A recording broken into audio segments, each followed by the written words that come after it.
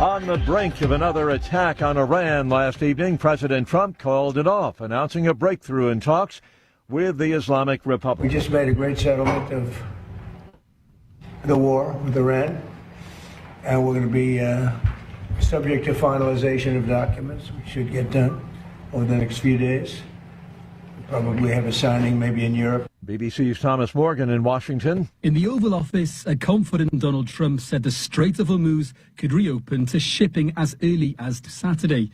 He said his Vice President, J.D. Vance, would probably be signing the deal in Europe over the next few days. This week has seen tit-for-tat strikes between Iran and U.S. forces following the downing of an American helicopter on Monday. Iran has said although the majority of an agreement has been finalized, it's not yet reached a final conclusion on the deal. Tehran again accusing the U.S. of making excessive demands and adding new requests at the last moment. A key surveillance tool allowing the U.S. to collect intelligence abroad expires today. The House and Senate failing to temporarily extend the program, expiring at midnight.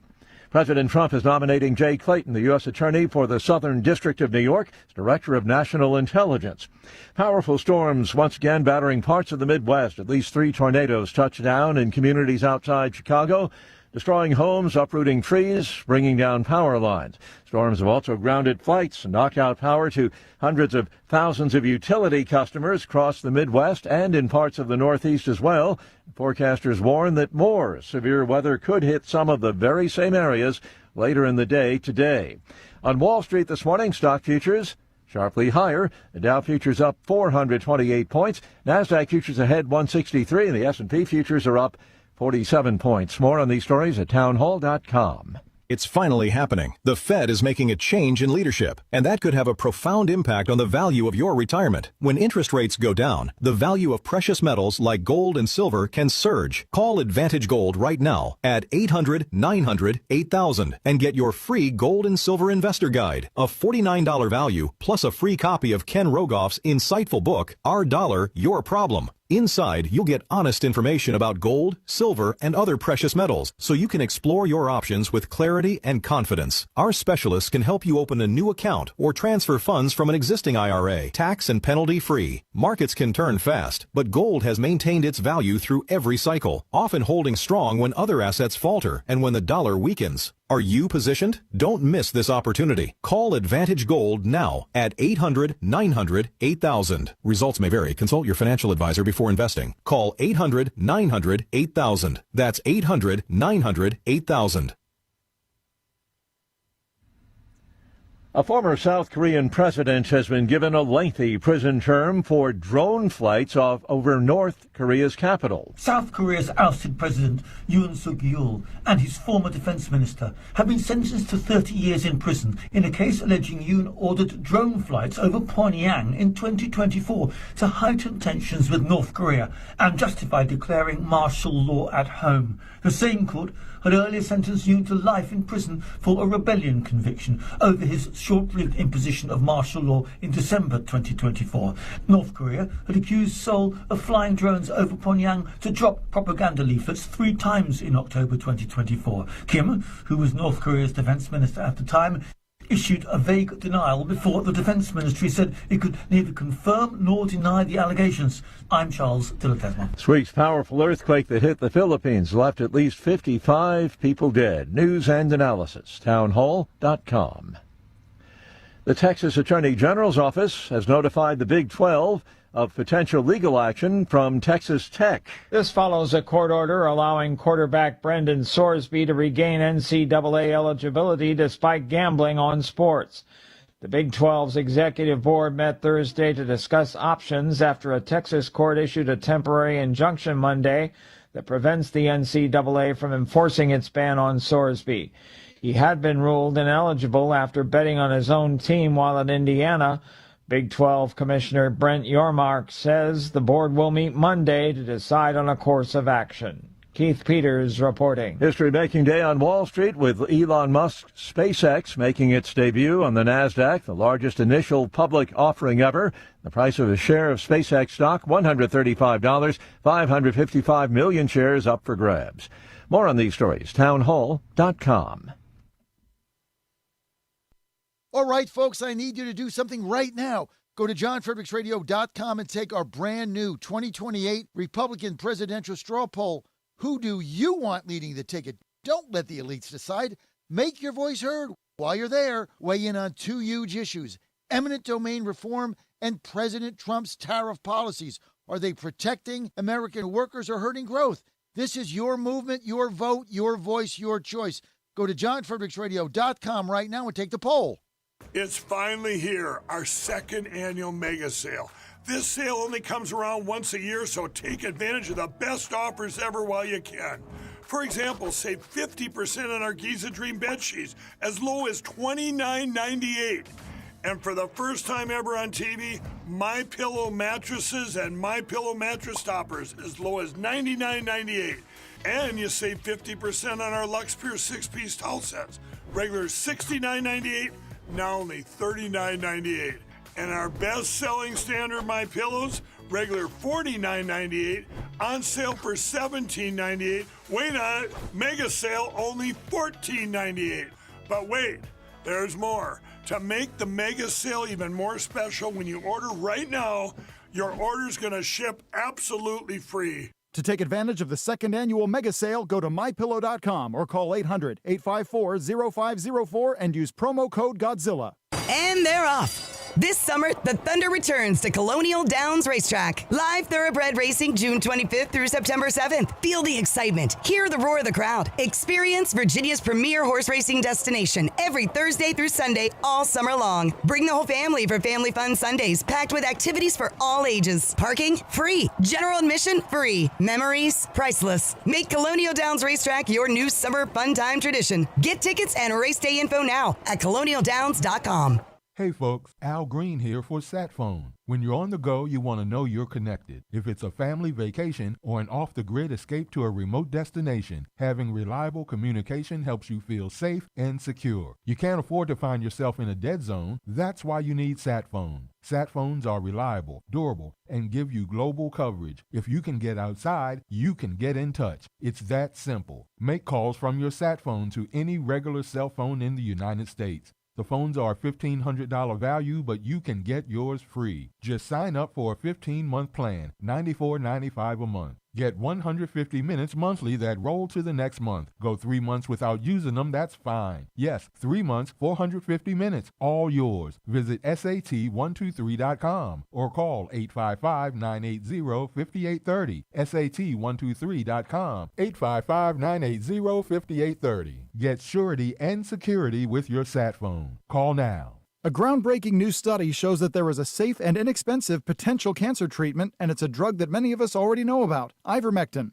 This new study shows that individuals who took ivermectin, the parasite-fighting medication that gained fame during the COVID pandemic, along with the drug mebendazole, saw remarkable results in their battles with cancer. These incredibly promising results have many Americans wondering where they can obtain U.S.-made ivermectin and mebendazole. And that's where the Wellness Company comes in. You see and hear from Wellness Company doctors all the time on this network, and you know that their products are the gold standard for keeping you and your family safe and healthy. The Wellness Company is making 100% American-made ivermectin and mebendazole available at an incredibly affordable price point. Say no to Big Pharma's greed and no to Big Pharma's poisons, and say yes to a company that you can trust to bring you safe, affordable, and effective treatments. If you or someone you love is interested in trying ivermectin and mebendazole, then I urge you to go to twc.health/Godzilla today and order. That's twc.health/Godzilla. Use the promo code Godzilla to save 10%.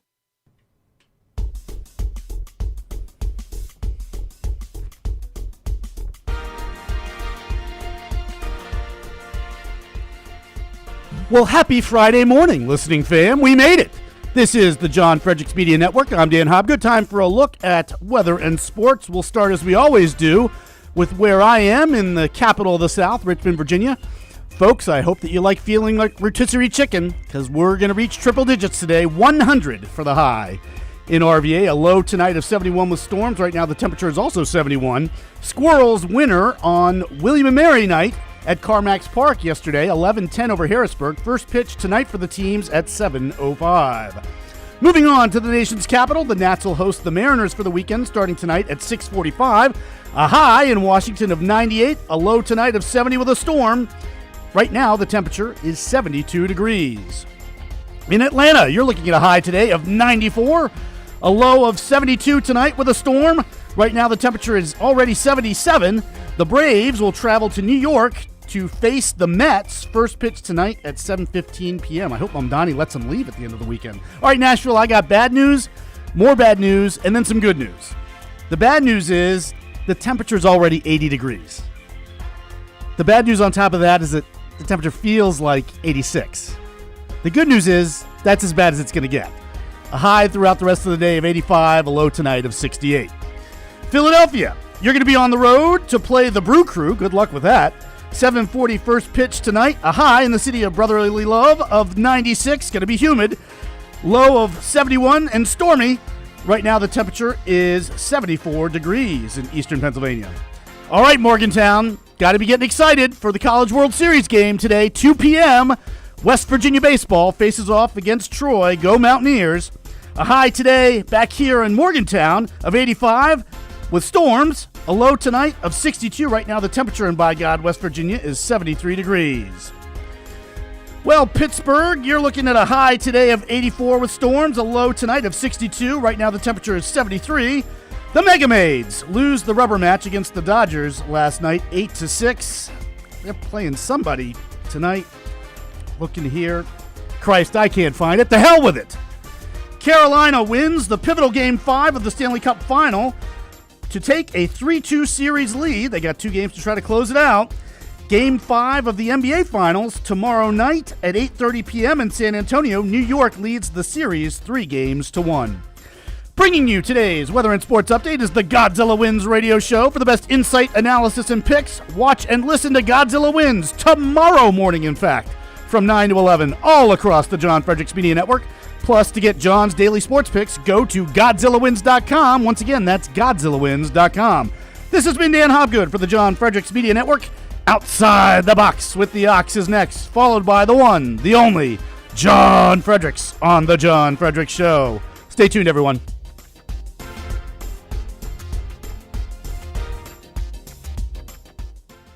The FIFA World Cup kicked off Thursday. Axios calls it one of the world's largest parties. Tennis, right? Hockey. Nope. Football. Soccer. From that story, some guy who owns a soccer/gay lesbian bar in St. Paul says the idea that Americans don't care about soccer is just insane. That the sports bar world is really excited to cash in big this summer, as the media is using this as another reason to remind people how Operation Metro Surge hurt their businesses this winter, even though this guy voluntarily shut down his bar in protest during that time. In further propaganda trying to get us all to care about FIFA, Axios cited that 7.5% of high school athletes in 1994 played soccer. Today, that number is 10.6%. Oh, wow. Remember, the first we heard of this was last November. I also want to thank Vice President J.D. Vance, Marco Rubio, as we host the official 2026 FIFA World Cup tournament. Let's see, the Trump team made this happen. LGBTQ bars in Minneapolis expect to cash in big, and the media is begging us to believe that 3% more kids playing soccer over the past 3 decades means Americans have a voracious appetite for soccer now, even though we all know that we don't. Thinking outside the box, and then the people who decide what the Democrat side and the Republican side of every issue is, heads exploded.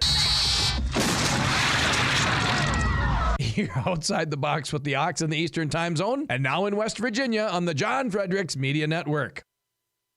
John Fredericks. It is the most egregious thing I've seen in a lifetime. President Trump. The whole thing is ridiculous. When politics start getting wild. They want to have every single thing that you don't want. Raise taxes, men and women's sports. They're going to open up their border. Trump hits the speed dial. Thank you for calling in on such short notice. You came first, John. Wake up with the John Fredericks Show weekday morning, 6 Eastern, 5 Central on JFMN.TV, the massive J-Fred radio network, and all across the social. You came first, John. Thank you very much, and you do a great job. Right now, download the new WV Sports Nation app from the Apple Store or Google Play and get the entire Mountaineer sports world in the palm of your hand. Right now, get notified when new stories drop about your favorite Mountaineers teams and athletes. Download the WV Sports Nation app right now. Get updates on next level Mountaineers like Weatherholt and Joe Mazzulla. All that and more right in your pocket right now. Download the new WV Sports Nation app from the Apple Store or Google Play. Download the app right now. Live from the studios of the John Fredericks Media Network, It's the John Fredericks Show. Grab yourself a cup of 1775 coffee, sit back, and get ready for the best 4 hours of talk in the universe. To be part of the show, just call our toll-free number, 888-480-5646. And now, here's the Godzilla of Truth, the Oracle of the Deplorables, the man who plays to win the game, John Fredericks. Kellogg's a former national security advisor to President Trump. General, does this time feel different for you? Oh, absolutely. Look, Jesse, I will tell you, President Trump has the guts of a riverboat gambler. I mean, he's done everything right on this one. And, you know, you have to actually go back to 1972 when President Nixon was whipsawed along by the North Vietnamese because the Paris peace talks were breaking down. So he said, fine. So we launched what was called Operation Linebacker. He put B-52s above Hanoi for 12 straight nights and days. And they finally said, enough of this. And they went back to the Paris peace talks. We ended the Vietnamese War. And I think President Trump has done kind of the same thing by putting massive efforts on the Iranians. And like I said, I want to go to the negotiation table. I do have a concern, and I think everybody should have this concern. When you look at the Iranians, you know, they are fundamentalist part of Islam. They are Shias, as opposed to the Sunnis like Saudi Arabia. And the Shias are fundamentalists, meaning they believe that the leader of the supreme leader, they all should be ancestors of Muhammad. But when you look at what they do, they believe in a thing called taqiyya. And taqiyya is their way of kind of negotiating and thinking about it. They look at infidels like you and me, and they say, yeah, you can lie to those guys. Don't worry about it. Nothing's going to happen. They never ran into a guy like President Trump. And I think President Trump has really brought pressure on him. And I think we'll see what happens now. Do they buckle under that pressure? I think they will. At least I hope they will. And if not, we'll be back at it again. Now, do I trust them? Absolutely not. I've lived with these guys long enough to know you can't really trust them. You have to play really hard to bring them to the negotiation table. And President Trump has done that, not only with military force, but when he made the comment today, for example, taking Carg Island, which is their economic hub, he sent a real clear signal. He said, I am going to destroy you if this thing does not get resolved. And we've got to give him great credit for that. He's the first of 8 presidents that's had the guts to do what he's done in going after Iran and making sure that their enriched uranium does not move into a nuclear weapon, because you do not want to have a 10th nuclear power. 9's quite enough, because these guys are just nuts enough to be able to use it well into the future. And if they would use it, Israel's got a nuclear weapon as well, then you've got a major problem out there. So give our president tremendous credit. And oh, by the way, everybody that criticizes him, they're just noise. The fact of the matter is, under Article 2, Section 2, there is a solo commander-in-chief. That's the president. I didn't get any electoral college votes. You didn't get any electoral college votes. No senator did either. He did. So he's the boss. He's the one that's in charge. And when he makes the decision to execute, then our job is to follow him. Once we give him all the options, he makes the decision, we execute. And we leave the blockade up until we see for sure that this dust has been disintegrated. Is that your understanding? Well, my understanding is that we'll be able to collect it and move it somewhere else. I don't care if it's in Switzerland. The IAEA will take charge of it, move it somewhere else. But make sure it's not in Iran. And also, by the way, besides the enriched uranium, we've got to make sure that they don't have the centrifuges, which helps them to develop the enriched uranium. We've got to get those out of there as well. So it's just not the what we call the nuclear dust, but it's the enriched uranium plus the centrifuges, so they cannot go back and do something 3, 4, 5 years from now.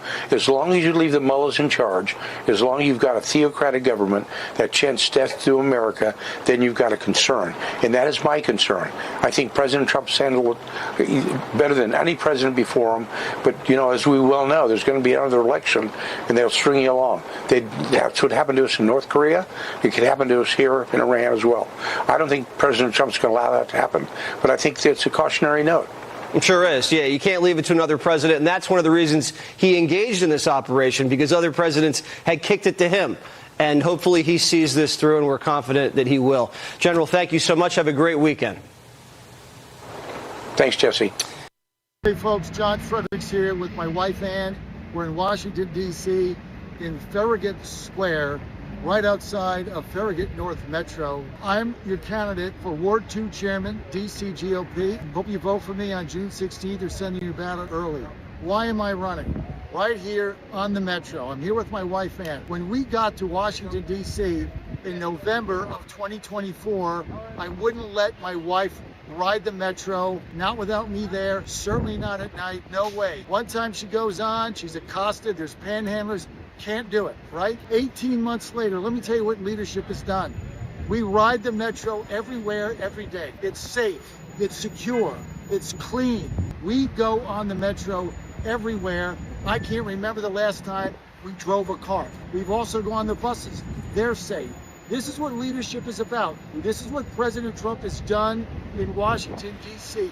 In 18 months, we went from never being able to ride the Metro to now here we are riding it every single day, as so many people have come up to us. When you see the National Guard people, they've made this city so much safer. Our cops have made it safer. The Metro police are fantastic. The park police, we have to support our blue and support our Metro. Now, the bottom line is we have a choice. We can live in squalor and filth and crime and dirty metros, and you can't ride it, people jumping turnstiles, or we can live in peace and harmony with safety and cleanliness. And that is what we've done here. That is what President Trump's done. And as your Ward 2 chairman, I am going to continue to fight for you every single day to make sure that our ward and our city is clean, it's safe, and it's beautiful. This is my wife, Ann Fredericks. I'm John Fredericks, candidate, chairman, DC GOP, Ward 2. This message has been paid for by Fredericks for chairman. Don't forget to vote. Okay, what a great ad that was that we did yesterday, Dan. Just a great ad. Okay, now we've got connection issues. Since we changed these cameras up, we got all kinds of issues. Dan, I'm gonna go to a quick commercial, and we're gonna reconnect here and get all this fixed since we went to the two cameras yesterday because I'm not getting a clean feed. I'll be right back, guys. Sorry about this. We make one change and chaos occurs in the studio. Be right back. In 2008, the amount of concentrated time people could spend on a task without becoming distracted was 12 seconds. 5 years later, it was only 8 seconds, 1 second less than a goldfish. If you're often distracted or have trouble recalling information, you're likely to fall behind in the demanding, fast-paced 21st century. In other words, brain performance is more critical now than ever. Boost your brain power with Healthy Cell's Focus Plus Recall. Science-backed nootropics to help you sharpen focus, concentrate longer, enhance recall, improve mental speed, learn rapidly, and be more alert. It's a pill-free brain supplement made with maximum absorption ingestible gel technology, designed to feed your brain at the cellular level. Take it for a test drive. Go to healthycell.com and use code GODZILLA for 20% off your first order of Focus Plus Recall. That's healthycell.com, code GODZILLA for 20% off. 1775 Coffee is giving away free starter kits. Try the dark or medium roast coffee with longevity blend, an infused blend with anti-aging calcium alpha-ketoglutarate, which has been clinically proven to reduce biological age. When you purchase the first 2 bags, you'll receive a free 1775 starter kit, including a third 16-ounce bag of coffee, a matte black tumbler, a frother, a gold scoop, or a reusable K-cup filter. Just order now at 1775coffee.com/Godzilla and claim your free 1775 starter kit while supplies last. Hey folks, John Fredericks here, White House correspondent, your national TV and radio talk show host. There is no better time to follow me on social media than right now. We're red hot at JF Radio Show, at JF Radio Show. Doesn't matter if you're TikTok, Instagram, Facebook, everything is right there. We're on X, we're on Rumble, you name it, we're there. Don't forget Getter too. Just follow me at JF Radio Show. And if you ever miss a show or you want a segment, just go to YouTube, our page, John Fredericks Media. It's all right there. He's the voice of Virginia. No, you can't. You have one of the worst voices I've ever heard in my life. And the commander of common sense. Fire at will, Commander. Now back to the John Fredericks Show. Well, Dan, we've got some internet connection problems. I have no idea what it is, so we're going to be a little scratchy here till we can figure this out. But it's great to have you with us. Great to have the Mountaineers in Omaha, and first game today for the West Virginia Mountaineers in a College World Series is going to be at 2 p.m. Eastern. 2 p.m. Eastern. You can get it across WV The Torch, all of our stations in West Virginia, Pittsburgh, and Philadelphia. So you want to tune in there. Our pregame show is at 12:30 today. 12:30 Eastern Time, pregame show of the College World Series. You do not want to miss this biggest thing that's ever happened in Morgantown in, I don't know, 50 years, 100 years, maybe ever since the advent of the coal mines there. So it's going to be a heck of a day, a heck of a weekend, and hopefully the Mountaineers will keep winning. And you can catch them all right here on the John Fredericks Media Network. If you want it, if you want to get the feed, the radio feed, you just go to WVTheTorch.com, download that app, WVTheTorch.com. We play it there. Doesn't matter where you are in the world, you're going to be able to get the Mountaineers starting at 2 p.m. on WV The Torch. Go to WVTheTorch.com, and you are good to go right there. Now, lots going on today. Let's just get into some of the reality of this, okay? I've been saying this for weeks. The fake news is in overdrive beyond the pale of anything you've ever seen. It is never going to stop. They want us to lose the war to Iran. They want gas prices to be $5. They want to tell you every day your life is miserable and you lead a wretched existence. This is nonstop drumbeat. I get up at 3:45. I go to my news feed. Every single article, Trump's going to lose. Trump is awful. Country's unhappy. Everybody's miserable. Independents abandoning Trump. Republicans are done. MAGA's over. It's split. It's horrible. It's awful. We're all going to die. That is every single article, every single morning when I get up. That's what I'm greeted with. And it doesn't matter where I go. It's all the same. Now let's look at the reality. President Trump, once again, is convinced he has a deal with the so-called Iranian government, whatever they may be. Apparently, they have signed something. We don't know who signed it. We don't know the details. But apparently, the president is happy with the deal that he cut. He says they will not get a nuclear bomb. The straits will be open. This is good. These are good things. Now, whether this comes to reality, I don't know. Otherwise, the bombing is going to continue. And he told me he was going to take Carg Island. And once we do that, they're done. And they know it. And we're positioned to take it because then we get all of their oil that's been stored there in those tankers. We just get it all, ship it back to the United States. They collapse as a country. This is not a game. I mean, they know what's going on. So the president has been stellar and patient in his negotiations to get us out of this war and meet our objectives, which he's now very close to meeting. Oil that they've been sneaking through the straits at night, right? That oil, which is now reaching the U.S., has dropped oil to $87 a barrel. Gas is getting under $4 almost everywhere. It's going to continue to go down. Inflation today was up last month.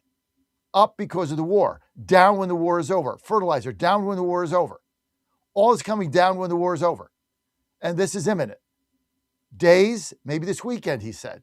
Maybe not. Maybe Tuesday. The bottom line is, this is an incredible, like Anthony who called yesterday, I understand prices are higher. But look at where we went under Biden. What am I missing here? Gas was $5. Prices were higher. Except for last month, Trump has tamed inflation. It has gone down dramatically. It has been arrested. We're not getting the constant increase we were getting month over month, where these clowns were telling us that it was transitory. You look at a poll here that comes out of Washington, D.C., 55% of the people are not happy with the way the direction we're headed. What? What do you want to go back to? Squalor, rats, crime, filth, needles, people dropping their pants and taking a dump in the middle of the sidewalk? Is that what you want to go back to? Garbage all over the place? It smelled? Crime, drug dealers, panhandlers, people lying all over the street? Is that what you want to go back to? The city's heading in the wrong direction. Why? Because you're safe? Because you can ride the metro?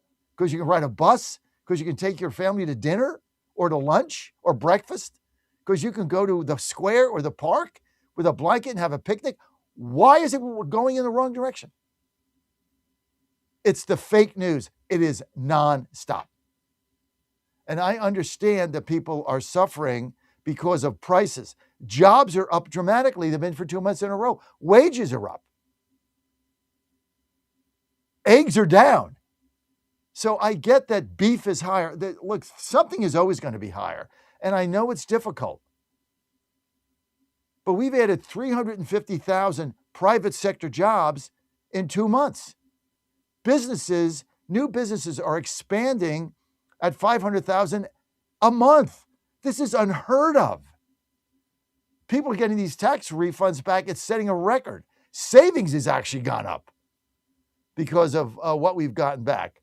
So look, I know it's not perfect, and I know some people are suffering, and I get it. But these prices are going to come down, and this constant hand-wringing about, oh my God, things are so bad, and the coalition has collapsed, and everything is a disaster, and look what's happening to us. Friday, man.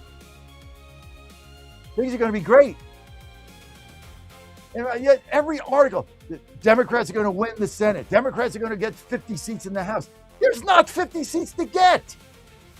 We are going to win. We just have to have a little patience and stay the course. Your life, everyone's life is going to get better. I've never seen anything like this in my life. The hatred of this man is so, you know what? Somebody filed a lawsuit so they couldn't do the UFC fight on Sunday. There's actually a suit filed to get an injunction to stop the fight that thousands of people are going to and excited about it. I mean, these people are nuts. Like they'd rather live in garbage. It's incredible. It's incredible. That's why you have me. I'm telling you, we are going to win. We are going to win. And it's not even going to be a nail biter. We are going to win. John Fredericks Media Network, trucking the truth across America. Letters and emails from customers telling us how it has helped them not only manage their cholesterol, but lower their triglycerides and help them on their blood pressure. And I can't tell you how much I attribute to Solti for my good health at age 77. And I encourage you to go to GodzillaHeart.com. That's GodzillaHeart.com. And use the code Godzilla at checkout, and you'll get a 50% off on your initial shipment of Solti. And I promise you it will be a great help for your heart health. Thanks so much. In 2008, the amount of concentrated time people could spend on a task without becoming distracted was 12 seconds. 5 years later, it was only 8 seconds, 1 second less than a goldfish. If you're often distracted or have trouble recalling information, you're likely to fall behind in the demanding, fast-paced 21st century. In other words, brain performance is more critical now than ever. Boost your brain power with Healthy Cell's Focus Plus Recall. Science-backed nootropics to help you sharpen focus, concentrate longer, enhance recall, improve mental speed, learn rapidly, and be more alert. It's a pill-free brain supplement made with maximum absorption ingestible gel technology, designed to feed your brain at the cellular level. Take it for a test drive. Go to healthycell.com and use code GODZILLA for 20% off your first order of Focus Plus Recall. That's healthycell.com, code GODZILLA for 20% off. Washington is wasting $500 million every year on a federal supervision system that doesn't work. Probation officers are overwhelmed. Resources are going to people who pose zero threat, while actual dangerous individuals slip through the cracks. The Safer Supervision Act stops the waste and refocuses every dollar on protecting families from harm. President Trump's own pollster found about 80% of Trump voters want this fixed. It's time for Congress to get this done. Stop the waste. Protect our communities. Visit safersupervision.com. Paid for by the Reform Action Fund. Tired of fumbling for your phone, wallet, or keys? Don't put it in your pants, put it in your pocket. Meet T-Pocket, the practical tees, the shirt that keeps it all in reach. Designed in the USA, assembled in the South, these tees feature smart built-in pockets for easy access. Long sleeve, short sleeve, available in most colors, with your favorite teams and logos to come later. Shop the full lineup now at tpocket.net. Fast shipping, easy ordering. Grab yours today and level up your everyday carry. Put it in your pocket with T-Pocket. tpocket.net. For the first time ever, we're bringing you My Pillow mattresses and mattress toppers for as low as $99.98. Remember, sleep's all about temperature and pressure points. Whatever sleep needs you have, we have the right technology for you. Like our My Pillow mattress topper, our queen size has over 10,000 individual comfort supports to help relieve your pressure points.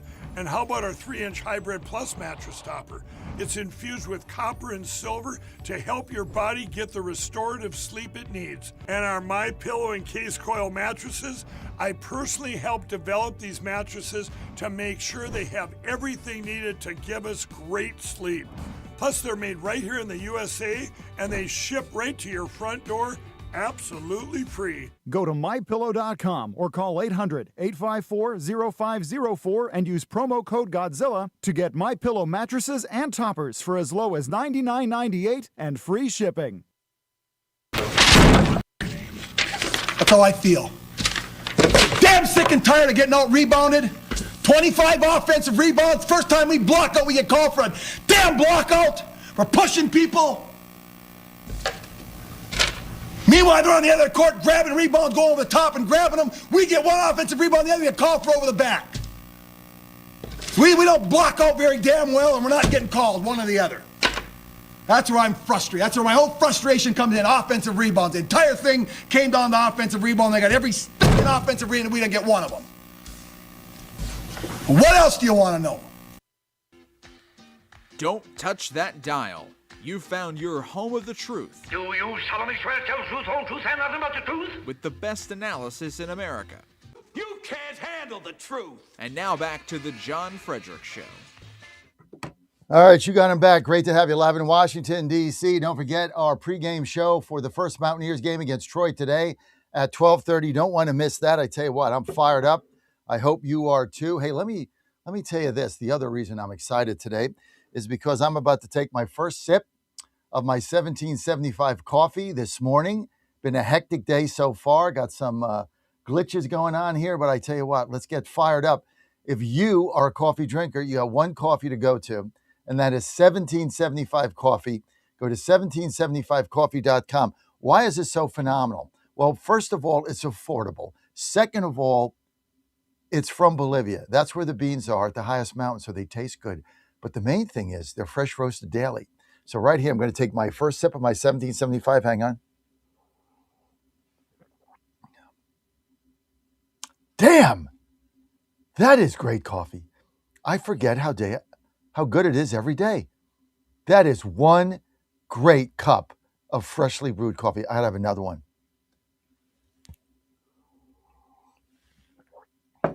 Man alive, that is so good. Quality of life. You like coffee? You like quality of life? You like affordability? All of those things are rolled in to 1775 Coffee. All you have to do is go to 1775coffee.com. That's 1775coffee.com. Put in promo code Godzilla. You're going to get 10% off. Now, I like the dark roast, and they've got the K-Cups. They've got beans, which I get, and I grind them up here in the morning. They've got grounds, if you prefer that. They've got mild. They got premium. I like the premium as well. So I get the premium in the dark. I do get some mild because I sometimes like that in the afternoon. Not as bold, but the smoothness of this, I mean, it's the greatest coffee that I've ever had. I travel with it. I won't leave home without it. So this is one of my pleasures of life, is my 1775 coffee. And I'll just tell you this. You order it one time, we got you. Oh, yeah. Yeah. Then you're done. Then if you're getting low and you haven't ordered it, you panic. That's what I do.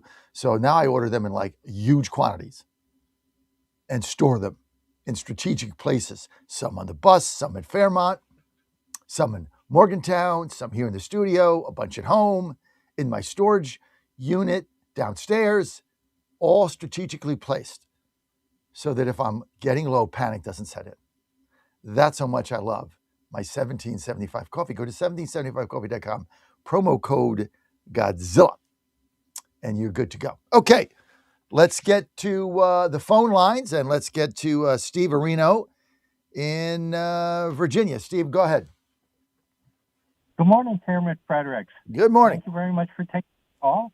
Happy Friday, and from what you were just saying, sounds like you could be a 1775 prepper. No question. I love my 1775 coffee. Steve, thank you for your donations. Thank you for helping us out. What's on your mind? What's on my mind is that, first off, just very quickly, a recent Susie Kelly ponderable moment talked about having an attitude of gratitude.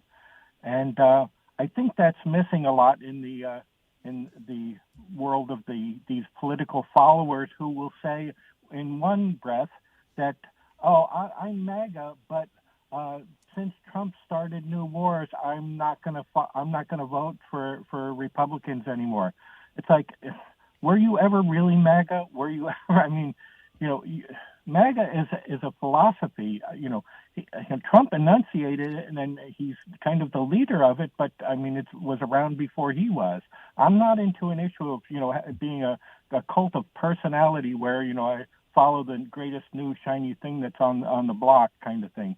You have to be grounded in something. And it seems like a lot of these people who are, blown around by whatever wind comes down the road, it's like they don't have that foundation in understanding why, the Republican principles and why MAGA is important to everyone. And I am seeing prices go down. 3 years ago, I went to a Carvel and I said, give me a large hot fudge sundae.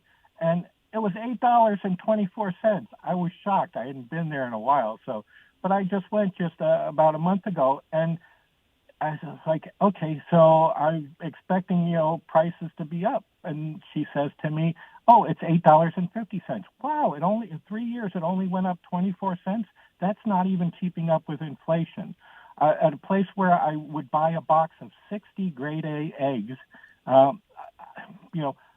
at about a year ago, they were $27 for that box of eggs. And, there's a lot of different issues for why the eggs were that expensive. But today, that same box of 60 eggs is $7.13. There's a lot of things that, prices are up. And it's like, yeah, but there's a lot of prices that have gone down. Bread that I buy, it was up to $1.62. Well, now it's down to $1.25. So there are things to be grateful for, but you have to get your head out of your butt and look for those things to be grateful. I mean, I look at it that if my feet find the floor when I wake up in the morning, that's a good day. It's something to be grateful for.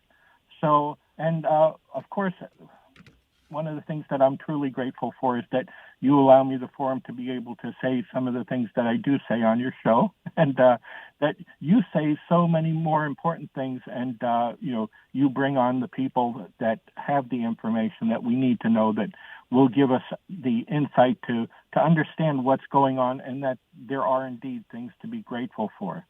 So I appreciate that, and I look forward to hearing all the things that happen and all the wonderful things that will be done and said at your, I'm looking forward to your inauguration, but just for Are you coming? Are you coming to the party? I can't. I already bought that ticket, and you. That's right. I gave it away. That's right. Well, you know what? If you want to show up, we'll certainly accommodate you. But thanks for look. This is a community. Ann and I started the show, and we grow it. We put our money and sweat and tears in it, so that we can allow people like Steve from Virginia and everybody else, whether it's John or Anthony, a platform. Because I know there's frustration, and I know people want to say things, and it's always, you can't always write an op-ed, and sometimes your family doesn't want to deal with it. So we want to give people a community with which they can come and engage and say what's on their mind in a safe zone. Doesn't mean I'm going to agree with you, or we're not going to get into a discussion that's healthy, always respectful. But this is a community. This is why we built this company, so that we could take calls. And as you go through my show in 4 hours a day, except if President Trump is on, or maybe a Blackburn or something that's only got 7 minutes or 10 minutes and they have to go, we prioritize the calls. Our callers get priority over all the politicians, except, the president. So this is what this network's about. This is what our show is about. This is why we do this every day. This is why I get up at 3:45 every day at 68 years old. so that we can provide people like yourself a platform with which to engage and say what's on your mind. And that is an important thing. Everybody needs an opportunity to engage. And, there's only so much social media that we can take. You got to be able to engage and have a conversation and talk to people and make it real. And that's the environment that we try to present. That's what I'm doing, why I'm running for office, so that people have a voice, so people can come to me with their problems and we can try to resolve it or fix it or bring it to the attention of those that have the authority here. If you just sit at home and go on social media, you'll never get anything done. And now we're finding out that a huge amount of these people on X that are promoting certain things, they're all paid. I mean, this has become now a paid influencer platform. It's real. They're paid lots of money to promote people. And, it started with silly memes. Those are not guys doing memes. They're paid by the campaigns. They do a great job. But, a lot of these guys, Doherty and them, AJ Doherty that gets on, this is their full-time job. They're paid to go on. They're paid influencers. Nothing wrong with that. It's a free economy. But you can't engage, engaging in social media is not the same as calling up and having a conversation with someone or calling up and talking to one of our guests. It's just a different format. And this is really what we believe in. And, look, some people like it, some don't. We know we're not for everybody, but I tell you one thing, you're always going to get here, Steve. You're going to get the truth and you're going to get clarity. That's the one thing you're going to get 5 days a week. And you're going to get it on Saturday from 9 to 11 and on my pregame show today at 12:30 in West Virginia. You're going to get truth and clarity. Troy has no business being in this World Series. No more than Cal Poly did. They have no business being here. And 2 and done. Okay, Maryland beat them 2 out of 3. I went there. We should have swept them. I mean, Joe shut him down in the 9th inning before he got hurt on 8 pitches. I mean, come on, guys. I mean, they shouldn't be there. They're going to get blown out today. And West Virginia is going to the finals. It's going to be fun. So stay with us. Steve, always good to engage with you. Thanks for the call. Very inspiring. Thank you very much. Steve, you have a good weekend. The John Fredericks Media Network, trucking the truth across America. I'm fired up today. TGIF. Hey, as long as I got baseball in my life, world is good. Life's good, right? And here's the better news, Dan. You know what the better news is? Astros didn't play yesterday, so they couldn't lose. Wish I could say that for the Pirates. I love off days, baby. Off days are great. I like them these days, too. Off days. Yo, let's go. Off day, off day, off day. Rainouts and off days. Rainouts and off days. We can't lose. It's really good. See my little dance there? Yeah. Is that like an evolved version of the Trump dance? Is that the Fredericks? Is it going to be called the Fredericks? I bet the Hurricanes last night, winner chicken dinner. Forgot to put it up on Godzilla Wins, though. Yeah, that went well for you. Yeah, two games to close it out at this point for the Hurricanes. My father's pick. I'm sure he'll rub that in on the Virginia gang. Yep. In fact, I emptied my DraftKings account last night. I don't normally do this. Like whatever was in there, I bet it all. No $200 limit for that, huh? No, I knew Carolina was going to win that game. Now, I bet him when Vegas beat him, and so I took it on the chin. But whatever was in there, I'm like, yep, roll it. Then I went to bed. In fact, Vegas went up 1-0. I went to bed, not even worried about it a bit. I knew they were going to win. 888-480-JOHN. Okay, let's go to cut one. Ooh, barrel of oil down to $87. Oh, we're not going to die now. I thought we were all going to die. Now it's 87. Now we're not going to die. Oh, good. Go roll it one. Let me get this in here. Here's the True Social. Based on the fact that discussions with the Islamic Republic of Iran have been brought to the highest level of Iranian leadership and approved, writes President Trump, I have, as President of the United States of America, canceled the scheduled strikes and bombings against Iran this evening. Discussions and final points have been, in both concept and great detail, approved by all parties involved, including the United States, Israel, Saudi Arabia, UAE, Qatar, Turkey, Pakistan, Bahrain, Kuwait, Jordan, Egypt, and others. The naval blockade will remain in full force and effect until this transition is finalized. Time and place of this signing to be announced shortly. So we will see if we hear directly from the president here in the next few moments. If we could pop up the big board as well, while we're seeing oil prices come down on this news out of the White House, watch this. Rally keeps getting bigger. Look at that U.S. stock market spike on the news. Two things I think are different this time, right? Those four dreaded words on Wall Street. One is we have the direct line of communication with the Iranians, right? The president was not doing that before. And two, he's keeping on the leverage here, keeping the blockade in force, knowing that their one tactic is delay, not giving them that flexibility this time. Wow. Obviously, the market's going to not taking any time to react to this. As we noted, the drop in oil prices once President Trump issued this statement canceling new strikes on Iran. Oil prices dove down now about $3, down to $87 a barrel. I keep looking at that. I was like, even though we saw the spikes to $90, $100 a barrel, even President Trump would note that, in the face of so much geopolitical risk, historically, we would have seen a massive oil spike, $115, $120. $200 a barrel. We never quite saw that, but now you have at least some news affecting this right now, and you're already dropping to $87 a barrel, which is really interesting. I'm going to have a lot of fun over this summer. I'm going to have so much fun. Just stay with me. We are going to have so much fun together when oil prices and gas prices and grocery prices start dropping and the war is over and they don't have a bomb and the straits are open.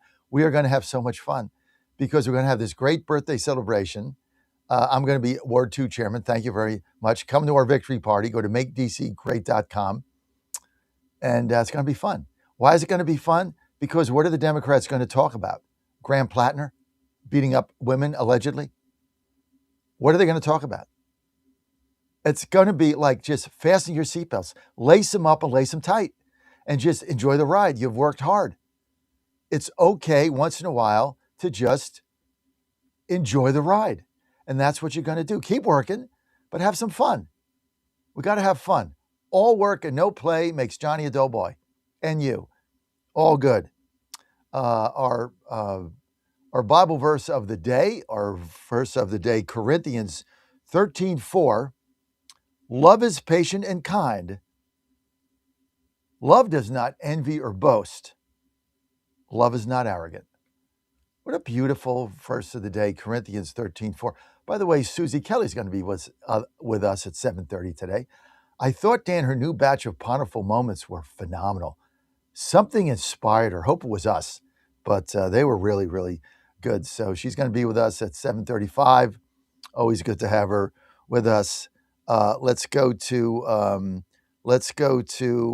one. I think this is going to be 1A here. President Trump saying that the straits have been open for a number of months already. 1A, President Trump, roll it. The strait is open, but the straits have been open for a number of months already, and you just didn't know about it. You as reporters weren't able to get it. I just announced yesterday that we brought a lot of ships through, and nobody knew about it. I guess we did a pretty good job, Peter, right? But we brought many, many ships across, and millions, hundreds of millions of barrels of oil were brought across. I mean, this is like he was bringing all these oil across the straits in the middle of the night and didn't tell anybody, and that's why oil prices haven't spiked, and they're going to continue to go down. All right, let's get to the phone calls. Let's see. Let's start with Greg in Georgia. Greg, you're live. Go. Hey, good morning, John. What's up, Greg? Can you hear me? Yes, sir. Hey, the other morning, my wife, who's mucking stalls right now, comes into the bedroom at like 3:45, takes a big sip of coffee and goes, "Damn, that's good coffee." And but I was, not only are you the oracle of the deplorables, I was thinking you are America's coach. You're like my happiness coach, because like I'll listen to Alex Jones or whatever in the day, and like he gets my doom going, and then I listen to you and I think, well, no, you're like my happiness coach. But did you hear that clip with Jesse Waters and General Kellogg? Yes. That I knew General Kellogg like back in 82 and 85. He was my battalion commander in the 82nd Airborne, and I actually was like part of like 20 20 troops that were picked to form a color guard, and we actually went over to Holland in '84 and for the 40th anniversary of Operation Market Garden, which is when the 82nd jumped in there, and I actually jumped with Lieutenant Colonel Kellogg back then, and we got our Dutch commando wings. That was like awesome. But so the 82nd has been deployed. They're in Israel right now, and I was thinking that they could possibly be jumping into that Karg Island in conjunction with the Marines who are deployed out there, and then they would use those sound weapons and like have the Rangers jump into Iran or whatever and round up all the leadership. What do you think about that? I think, listen, no one would know that plan better than you, Greg, because you've been there, done that. And thank you for your service and a very interesting story that you jumped with Kellogg. I have no way of verifying that, so I'm going to take you at your word. But that's pretty neat that you're seeing your lieutenant general on TV and you jumped with him. So look, I think you're as qualified as anybody to say that. It seems to me, as a layman, I don't have any intel. I'm just a layman here in DC. But it seems that when he threatened to take Karg Island, this may have been the threat that they had to deal with, because that's where they store all the oil. There's like millions and millions of barrels of oil there in Karg Island that is Iranian oil that is stored in those tankers. And if we took them, I mean, they have no access to anything. They're basically so, maybe that was part of it. I don't know, but let's see if it plays out this weekend, Greg. All right. Have a great weekend. Hey, thank you for the call, and tell your wife she nailed it. That is great coffee. Thank you, Greg. All right, let's get to Rob in New York. Rob, you're live. Good morning, John. Interesting previous caller there, because that's something that a lot of people aren't paying attention to, because a lot of folks focus on what gets posted to social media, Trump saying one thing, saying another thing. Meantime, like I saw this the other day when Neil McCabe started talking about the amphibious assault ships headed there. You don't bring 2,500 Marines into a region unless if you're going to do something with them. I mean, we're not sending them there for to fight climate change. I mean, these guys are that's a serious strike force. And then adding this element, I totally forgot about the 82nd Airborne. And yes, we do have military assets in Israel, because I've seen pictures from friends over there of various U.S. equipment sitting at the airports. Not just, most of them at the major commercial airport near Tel Aviv, but I'm sure there's some U.S. assets, parked on various Israeli bases. So I'm not willing to hit the panic button yet, saying Trump sold us out and we're back to JCPOA, which was the terrible Obama deal. I'm still in the camp, John. I think this is all theater, but it's theater with a purpose. You got to get that straight open, which it sounds like it is. I respect you, Rob. That's been your theory, your hypothesis here for a couple of weeks, that a lot of what's going on is just theater. I'm not sure who the theater is for. The reason I don't buy into it is, like, who is it for? I mean, it's certainly not for so that's a fair point. I mean, who is it for? It's certainly not for the fake news media, who he continues to engage. So it's not for them. I mean, they absolutely hate him. They hate everything about him. So it's not for the fake news. It's not for the base. Who is it for? Well, that remains to be seen. But I'm just saying is that we're getting objectives that that are very important, which is to get that oil back down, get the Strait open. I mean, look at the market response to it yesterday, and you're looking where oil is trending down. And I agree with you. You get oil way the hell down, there's no real issue for the midterm. There's nothing. What are they? There's nothing other than. I got to go, Rob. I got to get to the top of the hour. You can hang if you want. I got to get to the top of the hour. We'll take other calls when I get back.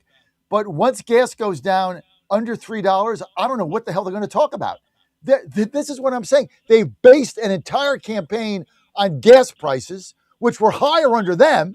It's going to go to 270, 260, 240 by the time you get to early voting. What on earth are these people going to run on?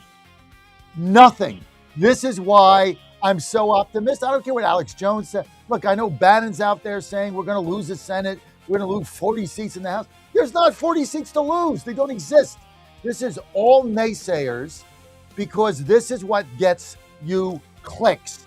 You got to get this. It gets you clicks. They fearmonger. They get you clicks. Based on what? They're going to take the Senate. Based on what? Plattner? Give me a break. Hey, I'm going to be right back. Stay with us. Iran is now more willing to reach an agreement. They've taken a pounding like very few people could take, and they want to make the deal a lot more than I do.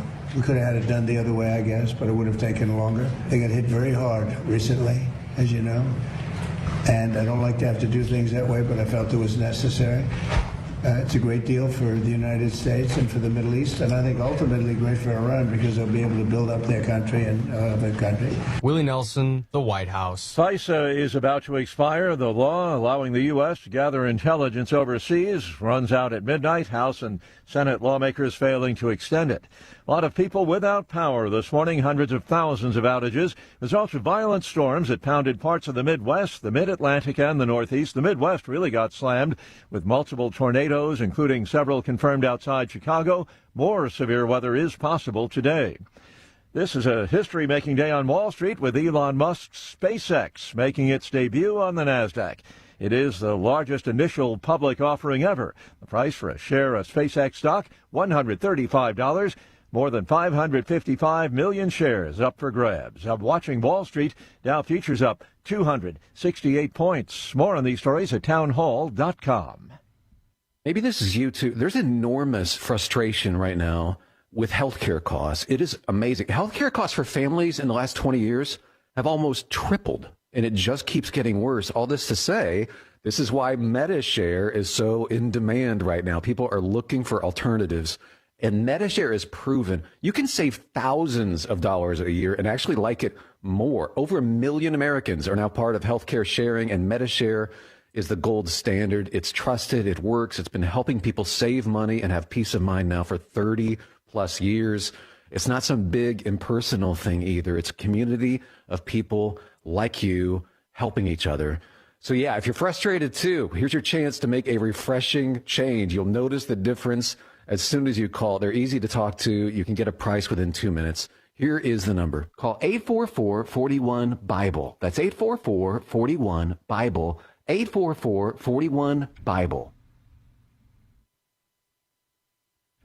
Former South Korean President Yoon has been sentenced to 30 years in prison for drone flights over North Korea's Pyongyang. The BBC's Jake Kwan is in Seoul. The tension between two Koreas shot up in 2024 after a drone dropped leaflets over North Korean capital. It was the former president who sent the drone expecting Pyongyang to strike back, the judge said. He wanted a military clash to justify a martial law planned later the same year. But Pyongyang did not strike, and Yoon declared martial law 2 months later. Yoon's defense minister and his military intelligence commander were also convicted and given 30 and 15 years in prison term. Thousands of Puerto Ricans struggling with water shortages so severe that the governor of the U.S. territory has activated the National Guard and emergency responders fielding calls every day. Officials have not publicly pinpointed the cause of that water shortage on Puerto Rico. News and analysis at townhall.com. They're busy with the spade work, preparing for a big event this weekend at the White House. A temporary arena called The Claw is expected to seat about 4,000 people for the 7 UFC fights being staged Sunday on the White House lawn to celebrate the 80th birthday of President Donald Trump and the 250th anniversary of the signing of the Declaration of Independence. The number of foreign leaders that want to come to this is unbelievable. It's to the point where we may have a diplomatic crisis. Secretary of State Marco Rubio. More than $60 million and tens of thousands of hours of labor have been poured into building the arena. The event will go on, rain or shine. I'm Lisa Dwyer. The U.S. Supreme Court is declining to allow Alabama to execute a man with nitrogen gas. The justices refused to lift an injunction that blocks the state from carrying out the nation's 9th execution using that method. More on these stories at townhall.com. All right, folks, I need you to do something right now. Go to johnfredericksradio.com and take our brand new 2028 Republican presidential straw poll. Who do you want leading the ticket? Don't let the elites decide. Make your voice heard. While you're there, weigh in on 2 huge issues: eminent domain reform and President Trump's tariff policies. Are they protecting American workers or hurting growth? This is your movement, your vote, your voice, your choice. Go to johnfredericksradio.com right now and take the poll. President Trump is already transforming Washington, D.C., making it the safest, cleanest, and most beautiful city in the world. But we need fighters on the ground to keep it going. I'm John Fredericks, and I'm running for chairman of D.C. GOP Ward 2 to make sure Trump's vision for this city becomes a reality. Safe streets, clean neighborhoods, and yes, rat-free.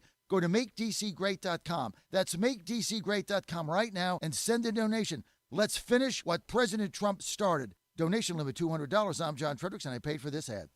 John Fredericks, America's Godzilla of Truth. He knows state politics have impact everywhere, so now he goes national at 9, hitting all the hot spots that are about to blow. Monday, it's the Pennsylvania Posse. Tuesday, get the Texas Truth. Wednesday, the Peach Crew dishes Georgia. Thursday, it's the DC Dispatch. And Friday, the Virginia Gang is in the studio. Every day at 9, John lets the spotlight shine. It's local, it's national, it's everything. The John Fredericks Show, weekday morning, 6 Eastern, 5 Central, right here. 1775 Coffee is giving away free starter kits. Try the dark or medium roast coffee with longevity blend, an infused blend with anti-aging supplements clinically proven to reduce biological age. When you purchase the first 2 bags, you'll receive a free 1775 starter kit, including a third 16-ounce bag of coffee, a matte black tumbler, a frother, a gold scoop, or a reusable K-cup filter. Just order now at 1775coffee.com/Godzilla and claim your free 1775 starter kit while supplies last.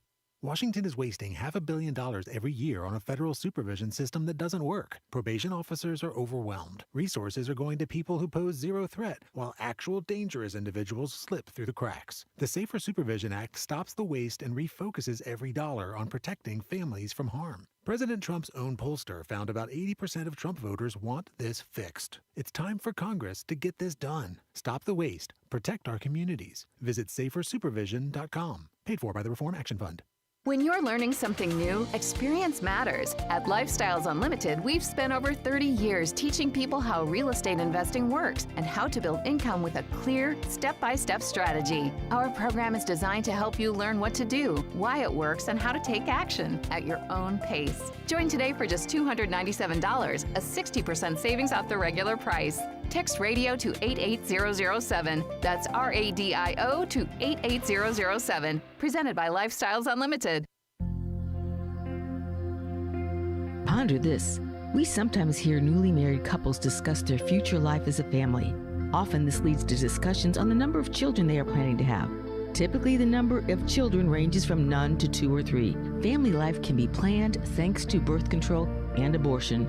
But the reality is that God has a birth control plan already established for those who love Him and trust in Him. We are called to live a life of chastity according to our state in life. If you are called to a married life, being open to life according to God's plan is a great gift and probably the greatest challenge in today's modern world.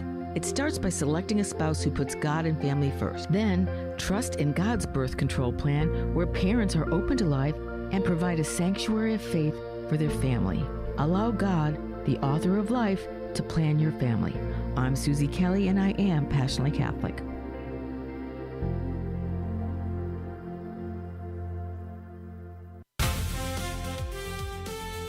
Live from the studios of the John Fredericks Media Network, it's the John Fredericks Show.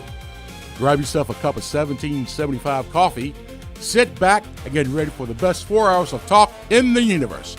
To be part of the show, just call our toll-free number, 888-480-5646. And now, here's the Godzilla of Truth, the Oracle of the Deplorables, the man with whom you can talk about playoffs, John Fredericks. Playoffs? Yeah, we're in the College World Series, baby. West Virginia, let's go. Hey, pregame show today. I'm doing it. Can't wait. 12:30 p.m. Ann and I going to Omaha next week after our victory party. So right now we're still in D.C., but our team is there. We're fired up.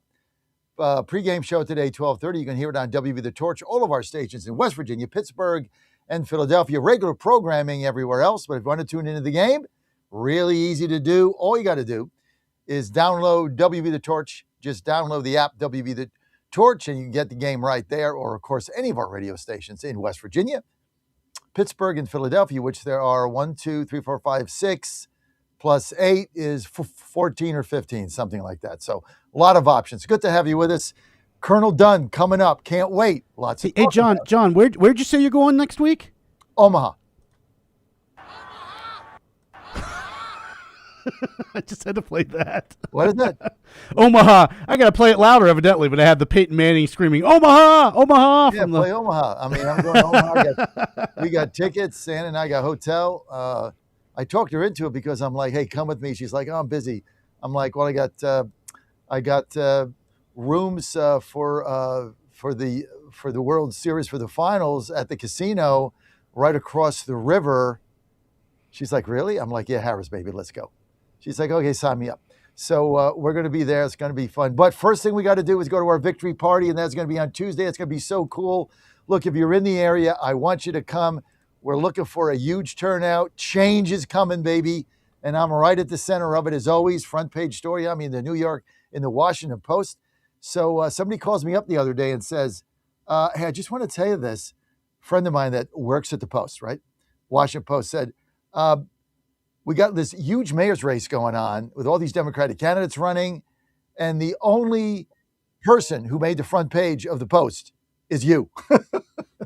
So I found that to be very funny. I just make good copy. What can I say? But we're having a lot of fun. Change is coming to D.C., and I'm right at the center of it, as always, because I've got listeners and viewers and supporters like you fueling this, and it's going to be a lot of fun. Our victory party, oh, man, just alone going to City Tavern, where George Washington went and had beers when he wanted to chill out a little bit, where John Adams hung out when they were building the White House. This is going to be an iconic place. Look, we got great speakers. Morgan Griffith, you see him on every week. You can meet him. He's cool. Treasurer, U.S., Brandon Beach going to be there. Trump administration. Corey Lewandowski. Come on, man. How much fun is that? We're going to have so much fun. It's Tuesday night at City Tavern in Georgetown. Come and check us out. I'm going to live stream it too, so that's going to be fun. But come and check us out, have some fun. We got free food. We got an open bar. Tickets only $50. Best investment you could possibly make. You can have a lot of fun here. You can park in Virginia, take the metro in, right to Georgetown, or just take Uber or drive or something. Plenty of parking. It's going to be fun. Check us out. Just go to makedccgreat.com. Makedccgreat.com. And we want to see you there. Corey wants to see you. Brandon wants to see you. Morgan wants to see you. Change is coming. Go to makedccgreat.com, and any donation helps us out. We got to pay for all this stuff. And Ann and I have put our own resources in this. And people say, why are you putting your own money in a ward chairmanship? To affect change, you got to step up to the plate. And we ask you guys all the time to step up. We got to step up. Can't ask you to do something Ann and I wouldn't do. Can't do it. Wouldn't do it. Never would do that. So you got to lead by example. You got to lead. If you want to be a leader, you got to lead. And I'm going to change the way the Republican Party is viewed in the city. We're viewed as a complete and utter joke. The current leadership wants to lose. They want to get 5% of the vote, walk around at meetings in Santa Barbara with a badge that says chairman. That's what they want. They could care less about winning or building any kind of a coalition whatsoever. They just don't care because they don't do anything. And when I come out and I do something, then all of a sudden I'm the problem because I'm holding town hall meetings, I'm holding events, I've got text, I've got emails, I've got mailers, I'm engaging voters, I'm asking questions, I'm allowing people to respond to our text. What's important to you? I'm doing all this. I'm doing polls. What do you guys need? How can I help? They don't do anything. Therefore, they kick me out. Do nothing is better than doing something when you're doing nothing. And if you do something, then you're the problem. This is what's going on here in the district with the Republican Party, and I'm done with it. I'm not going to sit around and just get kicked in the teeth and do nothing so that people can run around with titles and badges, getting 5% of the vote, and we're mocked. We have a message. You saw it on my video. When I got here, you could not ride the metro. You could not let your wife go on the metro. Wouldn't do it, couldn't do it. Now she rides everywhere by herself at night. Why? 100% safe and clean. Why? Leadership. I'm not going to shy from this. I'm going to promote it. This is the message that people have to hear, because the fake news media is telling you, oh my God, the National Guard is here. Oh my God, free DC. Free it from what? Safety and cleanliness? Incredible. So you got to fight, and we're fighters. Colonel Dunn's a fighter, and he's with us now. Colonel Dunn, you're a fighter. It's good to have you with us. Also a donor to my campaign. Thank you. Yeah, my pleasure, John. Thanks. Great to see you. I saw you on the schedule today. I'm like, God is good. There's not a better day to get you on. So I'm just going to open it up. I want Colonel Dunn, whole thing.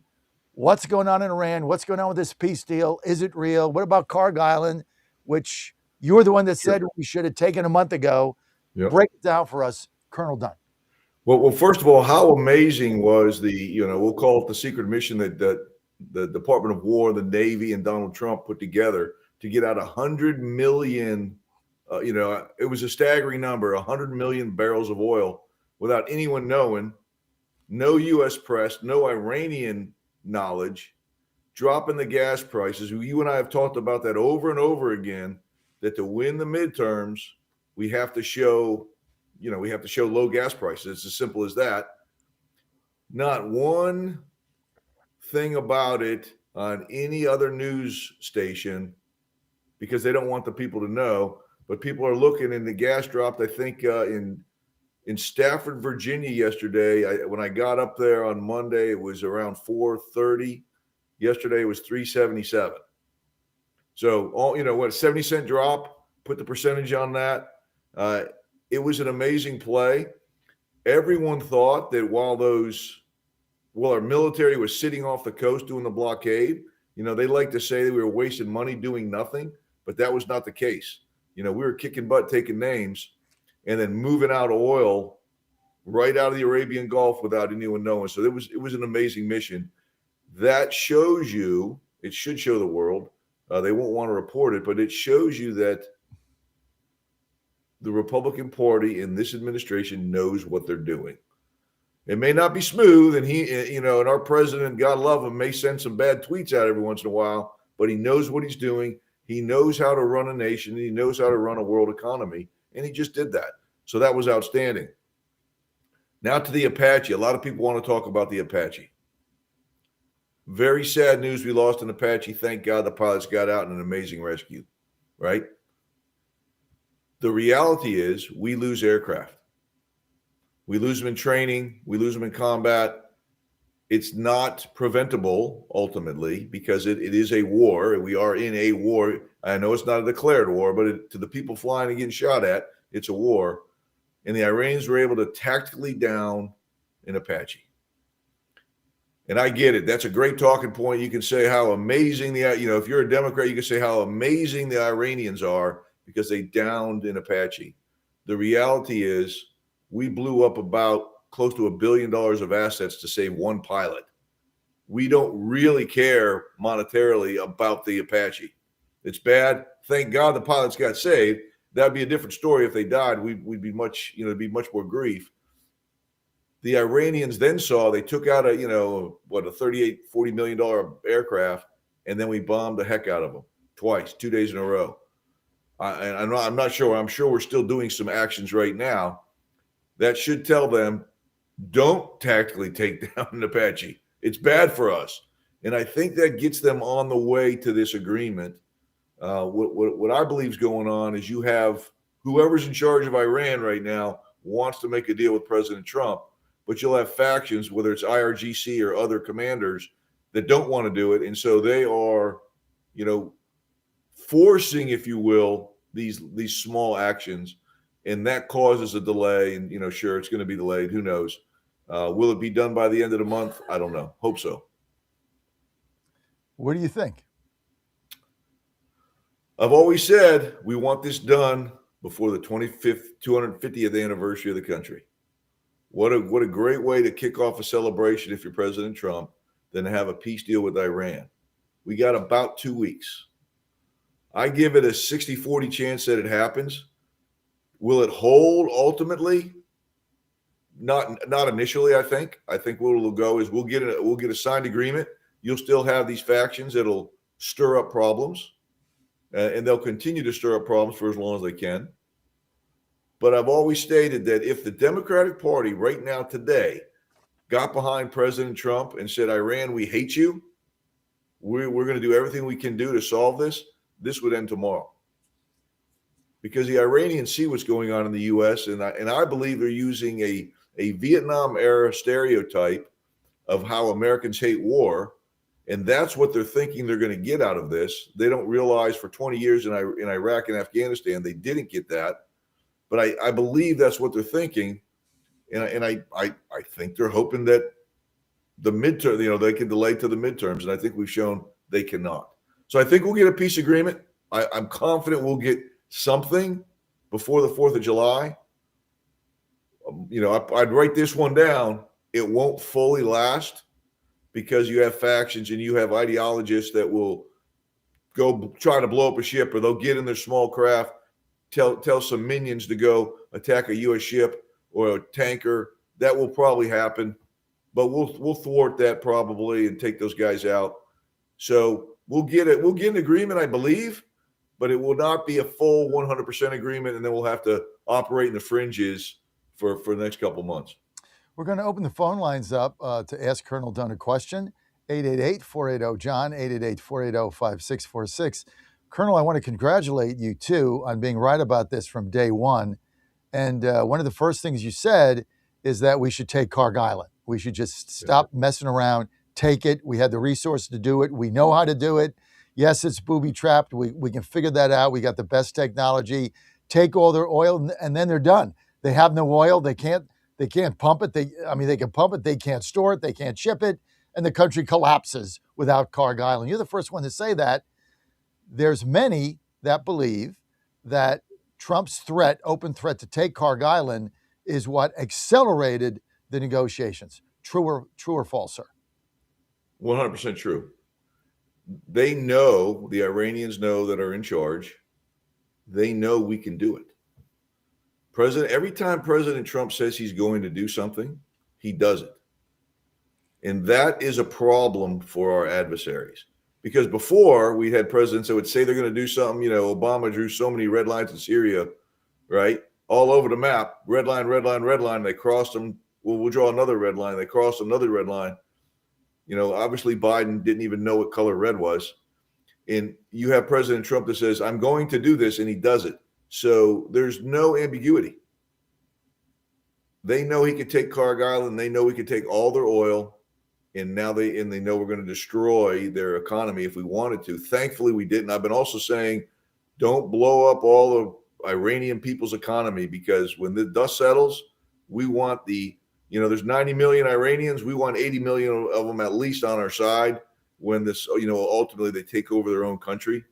We do that by showing the world and showing the Iranian people that we support them. President Trump was talking about it today. We're going to make Iran great again. And when we do that, the Iranian people will be on our side. I'm very confident.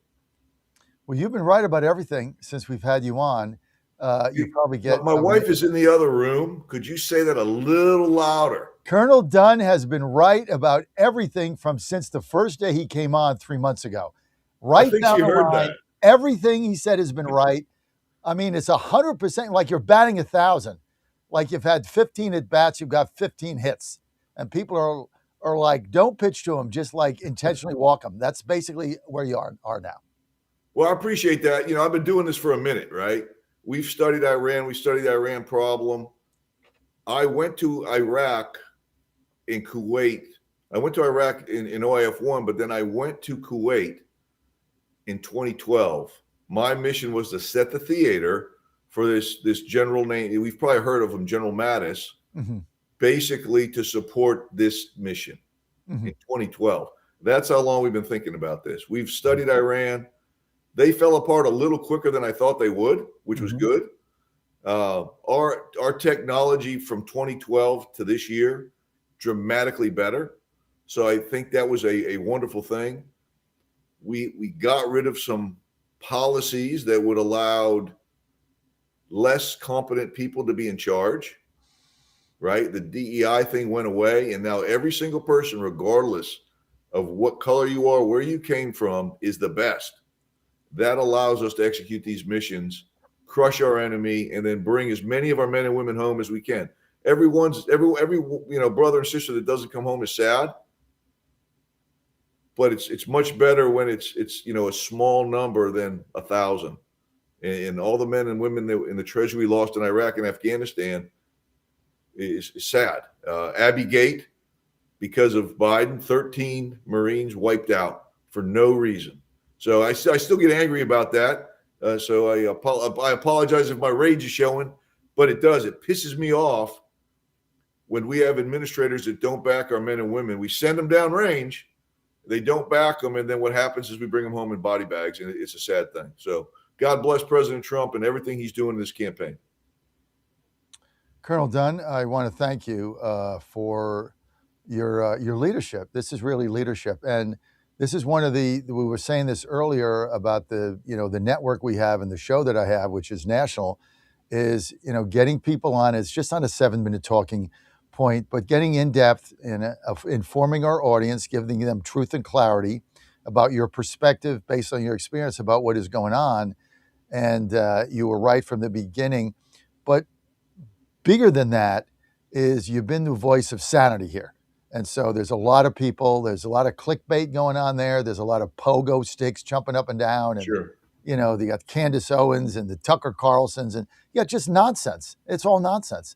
And you have Colonel Dunn, who, basically explains what Trump did, why he's doing it, and how it eventually is going to work out.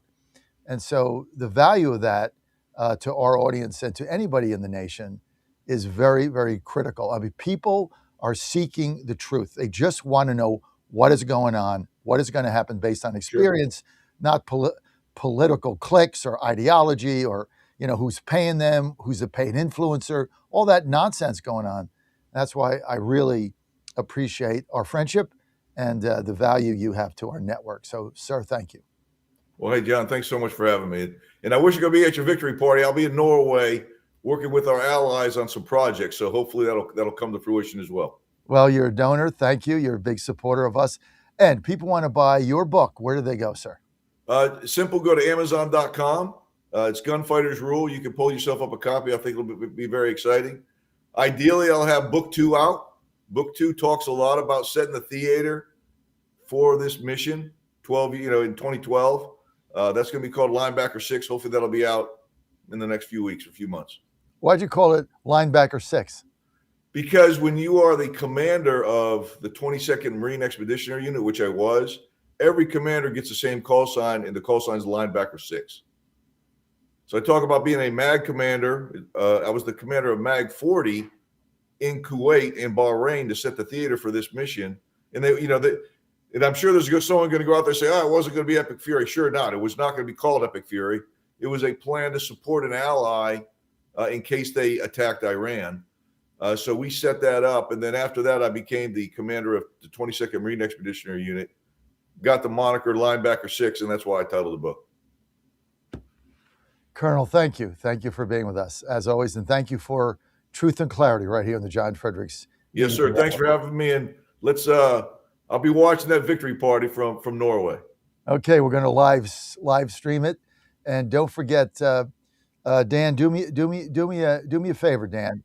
Take the clip where I said that Colonel Dunn was right 100% of the time. Send it to him, so when things go south at home, he'll just click that on and play the sound for his wife. Will do. I was laughing hysterically when we got to that part of the interview. Dude, I've been married 30 plus, right? I get it. Dude, I get it. Oh, yeah, I need that. And I'm just going to put that on play on my Alexa. Colonel Dunn was right. Happy Colonel Dunn wife, was right. happy He's life, got that guys, role. right? Happy wife, happy Dan, life. You got the Colonel's email, Dan? I don't. Colonel Dunn, could you write that in the chat for me? Yeah, write that in the chat there. Just put your email there, and Hobgood will send it. Dan Hobgood will send it to you. Yeah, I'll get it to you. You and can play it in Norway. You could just you could be with her tonight, just like having a cup of coffee or a happy hour or something. You say, "Hey, somebody sent me this thing. Let me see what it is," and then you just hit that. JF, at least for us, we just have to keep the same woman happy. Happy wife, happy life for you. Happy Ann, happy Dan for me. So we're all just trying to keep Mrs. Fredericks very happy, and that's the key. That's the key to happiness in our lives. She's my executive assistant, so she's going to Norway with me. I'm putting her to work over there, meeting some wives of our allies. So she's got a job this weekend too. But I will be playing that. I'll probably pipe it into her headphones on the airplane. Colonel, thanks for being with us. Yes, thanks for having me. Have a great day, gents. Have a great weekend. On the John Fredericks Media Network, Trucking the Truth Across America. Up next, Ponderful Moments, Susie Kelly, Catholic Passion Ministries. Go to passionatelycatholic.org. Coming up, Susie Kelly with your calls. Keep it right here.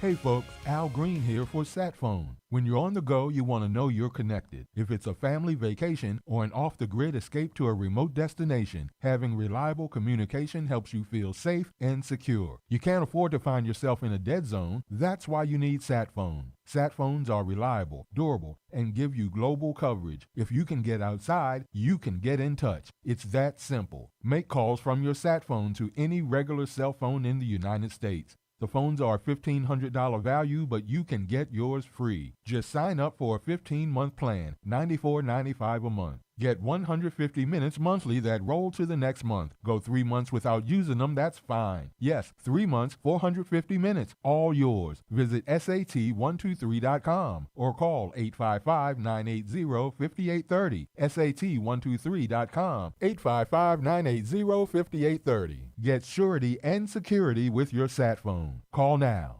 It's finally here, our second annual mega sale. This sale only comes around once a year, so take advantage of the best offers ever while you can. For example, save 50% on our Giza Dream bed sheets, as low as $29.98. And for the first time ever on TV, MyPillow mattresses and MyPillow mattress toppers, as low as $99.98. And you save 50% on our Lux Pure 6-piece towel sets. Regular $69.98, now only $39.98. And our best-selling standard MyPillows, regular $49.98, on sale for $17.98. Wait on it, mega sale only $14.98. But wait, there's more. To make the mega sale even more special, when you order right now, your order's gonna ship absolutely free. To take advantage of the second annual mega sale, go to MyPillow.com or call 800-854-0504 and use promo code Godzilla. Now more than ever, it's imperative to support companies that share our conservative values. That's why I can't be more excited to tell you that I've switched my family to Patriot Mobile. Patriot Mobile is America's only Christian conservative wireless provider. When you switch to Patriot Mobile, you shift your support away from the leftist, woke, progressive agendas of Big Mobile. Patriot Mobile's wireless service works perfectly and seamlessly as you go about your lives with exceptional nationwide coverage that uses the same towers the main carriers use. Patriot Mobile donates a a portion of every dollar earned to causes you care about, to organizations that fight for religious freedom, First and Second Amendments, sanctity of life, and the needs of veterans and first responders. Patriot Mobile has plans to fit any budget, along with great discounts for our veterans and first responder heroes, as well as multi-line users. Switching is easy. Just go to patriotmobile.com/Godzilla or call their U.S.-based customer service team, 972-PATRIOT. That's 972-728-7468. Use offer code Godzilla for free activation. This is Crom Carmichael, CEO of Solti. We got a wonderful email from one of our customers up east named Joe, and here's what he had to say. I started taking Solti almost out of desperation with little hope because I was resigned to the futility that although I was up to taking 2 statins a day, high cholesterol was something I just had to learn to live with. In fact, when I turned 60, after taking a stress cardio test, my doctor called me on a Saturday, which of course is never a good sign, and told me that I was clogged more than 95% of the people my age. I had an angioplasty and a stent procedure done at that time. Today, my stubborn triglycerides are only 1/3 of what they had been before starting taking Solti. My prescription statin dosage has shrunk from 60 milligrams to only 10 milligrams a day. My primary care doctor that I have had for many years still can't believe the results, and neither can I. Thank you, Solti, for providing such a wonderful product. And folks, I want to invite you to take care of your heart also by going to GodzillaHeart.com. That's GodzillaHeart.com. Use the code Godzilla at checkout, and you'll get a 50% discount on your initial shipment. Thanks so much. You play to win the game. Hello? You play to win the game. You don't play to just play it. That's the great thing about sports. You play to win.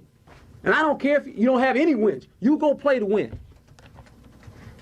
When you start telling me it doesn't matter, then retire. Get out. Because it matters. Don't touch that dial.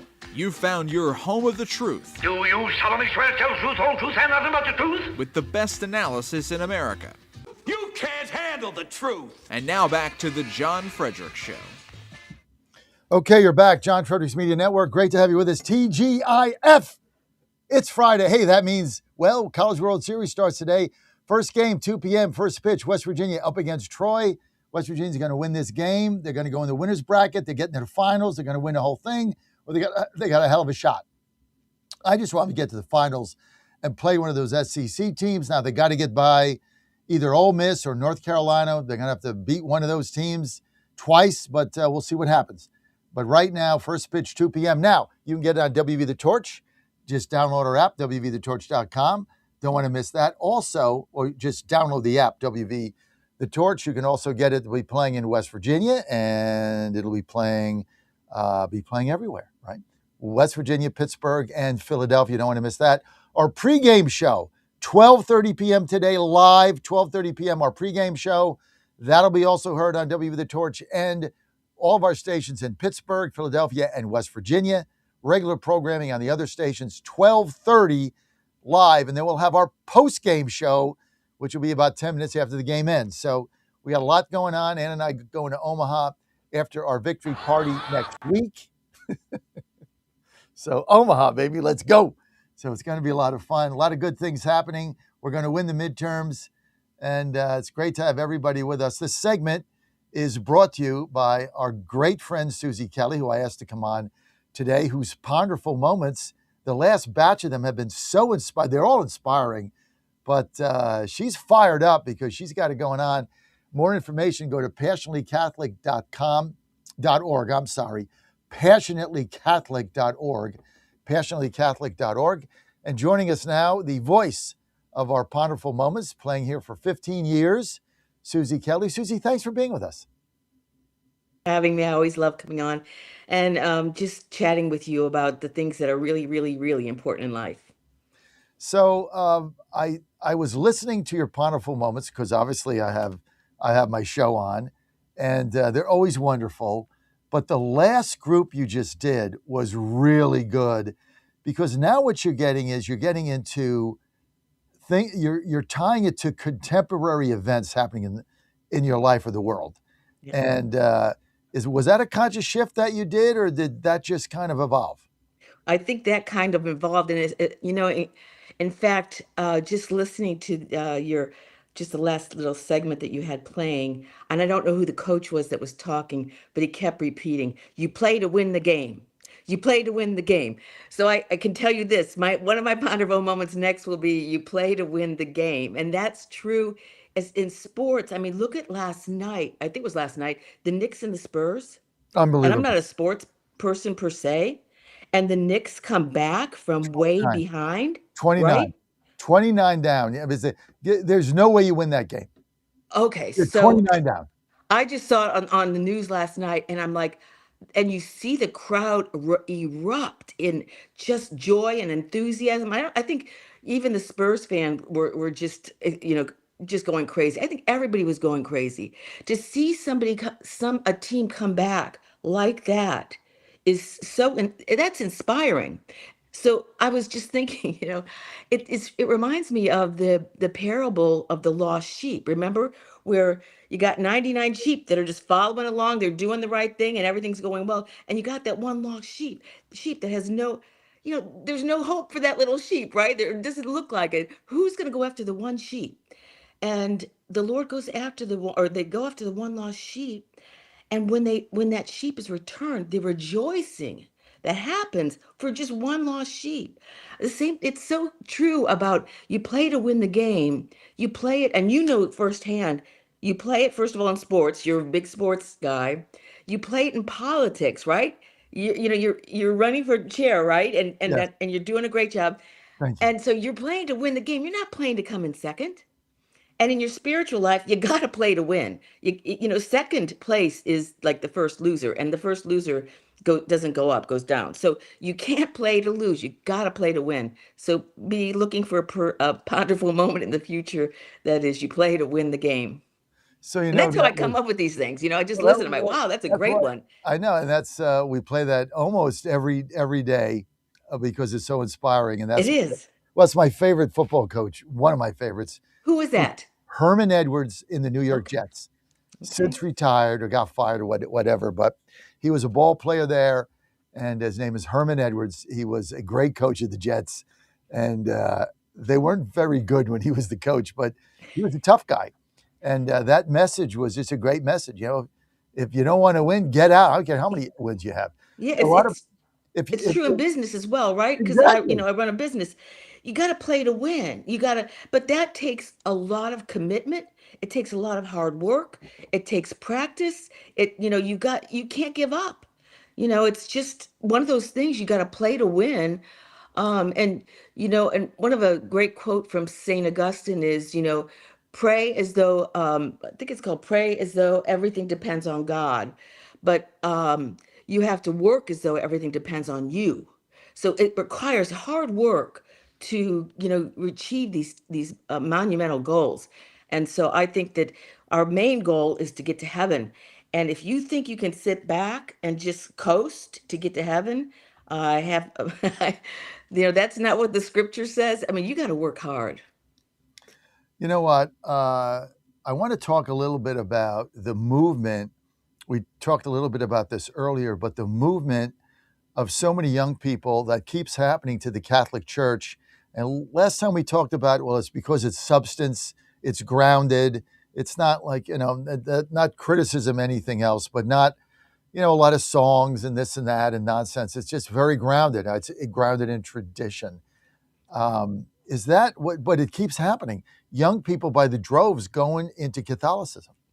Yeah. And, they're actually going into the traditional Catholic Church. I mean, the traditional Mass, the traditional teachings, of course. And you just played a ponderful moment earlier about the teaching on life itself. That the Catholic Church teaches that we don't do contraception. Married couples are supposed to be open to life. Well, that's really tough because for the last 50 years, we've had many means to control our family size. And so we have not had the experience of seeing big families grow and really become a joy to their families, to their community, to the church. So I'm hoping that people will reconsider whether, not using birth control, but letting God control the size of their families. That was the purpose of that ponderful moment. But I'm hoping that that's what will happen, that you'll find such joy. And, one of my daughters has 9 children, another has 5, and the other one has 2. And I can tell you, being around the 9 kids is an experience because it's loud, it's not easy, and it's like sports. You have to kind of ref everything that's going on, right? So yeah, big families. How And do you that's where the young people are going to go. I'm going to tell you that right now. They're going to go to having young families being open to life. Why? Because that's what God said. God said, be fruitful and multiply. He didn't, and he's the author of life. Why would you limit the author of life to what you think is the right? So that you can, pursue your careers and have a big house and nice cars and things like that. You know, I've been through that. And really, the true meaning of life is in each other, is in God. You find God, and then in serving each other. And you do that best when you serve your family well. And you know that, John, because you've been through that as well. You know, lots of challenges with that. Well, there's no question, but it's so interesting because you look at birth rates right now in the United States, and they're way down. I mean, they're way down. Younger people are waiting longer, Susie, to get married. Then they're waiting longer to have children. Then they're having smaller families, and so our birth rate is declining pretty substantially. And one of the, this part of that is abortions. I mean, since Roe v. Wade was struck down, abortions have actually spiked in this country. They're higher than ever, which is incredible to me, but it is what it is. So what is driving the fact that we're not, get married, have kids, raise a family? I get careers, I get all that. Like, we have business, you and I run businesses, we get it, but we've always made time to have and take care of our families. And now you got all these grandkids. What is it that is driving people to wait longer and have less children? Is it economic anxiety? Is it more work? What is it? Well, to be honest with you, I think the culture right now is telling us, especially women, you don't have to stay home and raise a family. You can be more than that. You can be anything you want to be. And I think that that has had a huge influence on people over the last, 6 decades. So just the message from the culture alone. But I will tell you that that will subside because there's no fruit in that. There's no fruit in just trying to gain more money, more prestige. And I'll be honest with you, raising a family is much tougher than running a business. And so it's not like the most attractive thing in the world. But that being said, you will not get more satisfaction, and the Lord will bless you in abundance if you follow his path. And I know it sounds like, how can you do that? But you have to start somewhere. And I think young people need to hear that message. The other thing is, we have the virtue of chastity. The virtue of chastity has been put on the back burner. Everyone is called to chastity according to their state in life. As a married person, you are not, you have to stay with your spouse, right? You're not free to go roaming around and picking and choosing how you want to, live your, sexual life. You have to be faithful to your spouse. As a single person, and goes for heterosexuals, or if you are inclined to for same-sex attraction, you are supposed to not be, you're supposed to remain chaste. So it's about remaining chaste. And if you remain chaste, you're going to get married earlier because you're going to find somebody you love, and you're going to want to be fruitful and multiply. That's what'll happen. It'll be natural. But right now with birth control and abortion, people are just going around and not, they don't need to, get married right away. Why have abortions gone up since the Supreme Court overturned Roe v. Wade? And they've been up dramatically. And I'll be honest with you, my position on that is I don't think whether the law is, abortions are legal or not legal. The problem is people's hearts. We have to change people's hearts. The law doesn't, people are going to find a way to get an abortion if they want one. But we have to change their hearts so they can see that this is a human life and the joy in life. And I know that things that are not, they get complicated if you get pregnant outside of the covenant of marriage, but it's doable. There are solutions to that. We have to change hearts. And this has to come from the Catholic pulpits. We need to have priests and bishops that promote chastity and promote life. And that is really critical. And we haven't heard that message strongly from Catholic bishops and priests. You'll hear it more in the traditional, when you're at a traditional mass or you're in the traditional Catholic community. So, no, that's very important. But chastity has to be embraced. We have to stop the nonsense or that you can do anything you want as long as you don't hurt anybody else. You know what? That truer words have never been said. You got to change the hearts and minds, and I agree with that. I mean, the laws really are not going to matter. If people want to get an abortion, they're going to get one. And we're talking about the Catholic Church earlier, and I go to St. Anne's, which is in Tenleytown, in DC, and great little parish. And there's no politics there. My priest gets up and preaches the gospel. Is very insightful. And really teaches me something every Saturday night. Ann and I go Saturday night when we go there. And, we get to take Holy Communion and all that. But somebody asked me the other day, well, there's so many Catholic churches here. Why'd you pick that other than, you like the priest? And I'm going to put this photo up. Okay, the reason I love St. Anne's, and we'll talk about the St. Anne in a moment. Tyler, put this up. Dan, I'm sorry, Dan. Put this up. Sorry, Dan. I'm going to put this picture up. So this is front and center of that church. And the beauty of what they've done in my parish is Jesus Christ is front and center.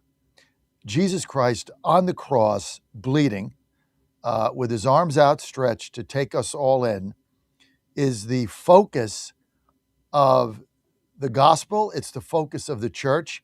And the reason that it's front and center there is because that's why you're there. And that's not off to the side. It's not, it is the Savior on the cross, front and center, very big. And I've always said, people say, why do you wear the crucifix? Because a cross is a piece of wood. It has no meaning to me. The crucifix is what has the meaning. The Christ being on the cross, nailed to it, dying for our sins, is really what the inspiration is of the world, not a piece of wood that's strewn together. I know that's a little harsh for me to say that, but that's kind of the way I feel. So that's just my own belief. But when I go there and I see our Lord and Savior front and center, to that extent, that's basically the whole church is the Savior hanging up there on that crucifix, is one of the reasons I go there, because it's very inspiring, and you can feel the presence of the Lord when I'm in St. Anne's. Well, the other thing, and we've talked about this before, Jesus has his arms outstretched on the cross. That's not, by chance. That's because he is wanting to embrace you. He wants you to come to him. But I want to point out one other thing about the St. Anne's picture that you currently have up. Right under the crucifix is a tabernacle. And as Catholics, of course, we truly believe in the real presence of Jesus Christ in the host, in the consecrated host, which is in the tabernacle. So we have a candle that's lit that just to acknowledge that Jesus Christ is in the tabernacle, and that is the real presence. And that is why you feel it, John. It's not the image above so much. It's because you're in front of the King of Kings, right there at every Catholic church, regardless of the message of the pastor. If you have a tabernacle and Jesus is present in the tabernacle, you're in front of the King of Kings. And that is why people, if you're not Catholic, this should kind of draw you. It's like, this would be like, why isn't everybody Catholic? Imagine if a church were to advertise Jesus Christ is going to be here on Sunday, alive in body and soul at our church. Do you think there'd be people coming there? They would. It'd be like the Knicks game. They'd be, charging the church and being overjoyed. Well, that's what's in every Catholic church. And that's how we should approach Jesus Christ in the tabernacle. It's very, very, it's a reason we can have joy in our life, really. For those of our listeners that are not familiar with the Catholic faith or the Catholic doctrine, explain in layman's terms what the tabernacle is. The tabernacle itself, and if you looked at that picture, it is the piece of it's the where the hosts are placed after every communion. If there's any, with the way the Catholics believe and the way that Jesus taught us, is that every particle of communion that has been consecrated, right, is Jesus Christ. So none of that goes to waste. So anything after a mass where they've had communion, the leftover will go into the tabernacle. So Jesus Christ is kept in the tabernacle, which, the very first tabernacle, by the way, is Our Lady. Mary, the Mother of God. She was the first tabernacle. She housed Jesus in her womb. So she was the very first tabernacle. And so it's just a sacred place for where Jesus remains.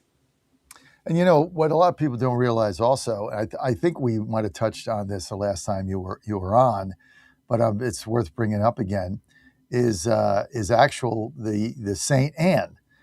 People think the first Immaculate Conception was the Virgin Mary, Jesus' mom, but that's not accurate. The first Immaculate Conception was Mary's mother, Anne, which is why she's Saint Anne, who was way past her childbirthing years when the angel Gabriel came to her and her husband and said, you will have a daughter, and her daughter's name will be Anne. And that's where we got Saint Anne. So actually the first Immaculate Conception was Saint Anne, who birthed Mary. So, God had planned this out for her at least a little bit ahead of just Mary. So it was Anne to have Mary, and then, of course, Mary, mother of Jesus Christ. But a lot of people forget that Anne, the mother of Mary, was really the first Immaculate Conception. The angel Gabriel came to her and explained what was going on, and they were like, "What?" So, well, actually, if I can, make a little bit of a nuance to that. Actually, the angel Gabriel came to Mary and said, "You're going to conceive," but Mary herself is the Immaculate Conception. She was immaculately conceived without sin. All right, she was what I would call, what Saint, I think Louis de Montfort calls the created Immaculate Conception. Jesus is the uncreated Immaculate Conception because he's always been, always was, always will be. So, yeah, Mary is the Immaculate Conception. She has called herself that. She is the Immaculate Conception. So, yes. It's beautiful. And Saint Anne is the mother of Mary, so it's beautiful. And this wonderful mother, of course, your wife, her name is Anne, which is beautiful. She gave her daughter Mary to the temple when Mary was like 3 years old. Mm-hmm. So she, can you imagine giving your child up to God? But that's the faith. They had that much faith that she's remarkable. So she is the grandmother of Jesus. So that's the other thing. That's why everybody loves their grandmother. Susie Kelly, thank you. Thank you for that inspiring discussion. Thank you for your wonderful moments. Thank you for your support of our network. We appreciate that. More information, go to passionatelycatholic.org. That's passionatelycatholic.org. You're on the John Fredericks Media Network, trucking the truth across America. We're going to be right back with your calls at 888-480-JOHN.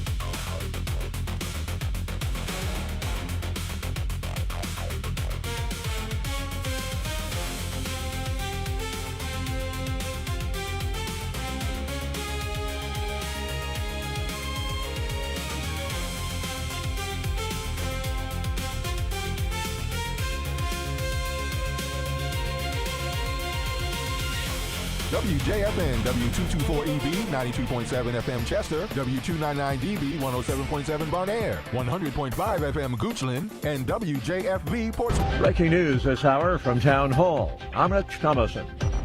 From the Midwest to the Mid-Atlantic and the Northeast, violent storms have roared across a vast area, with the Midwest especially hard hit. Aerial footage shows huge trees on top of crushed vehicles and window panes blown from tall buildings. At least 3 tornadoes ripped through communities near Chicago Thursday. Police warned residents to take cover in Maryville, Indiana, about 33 miles southeast of Chicago.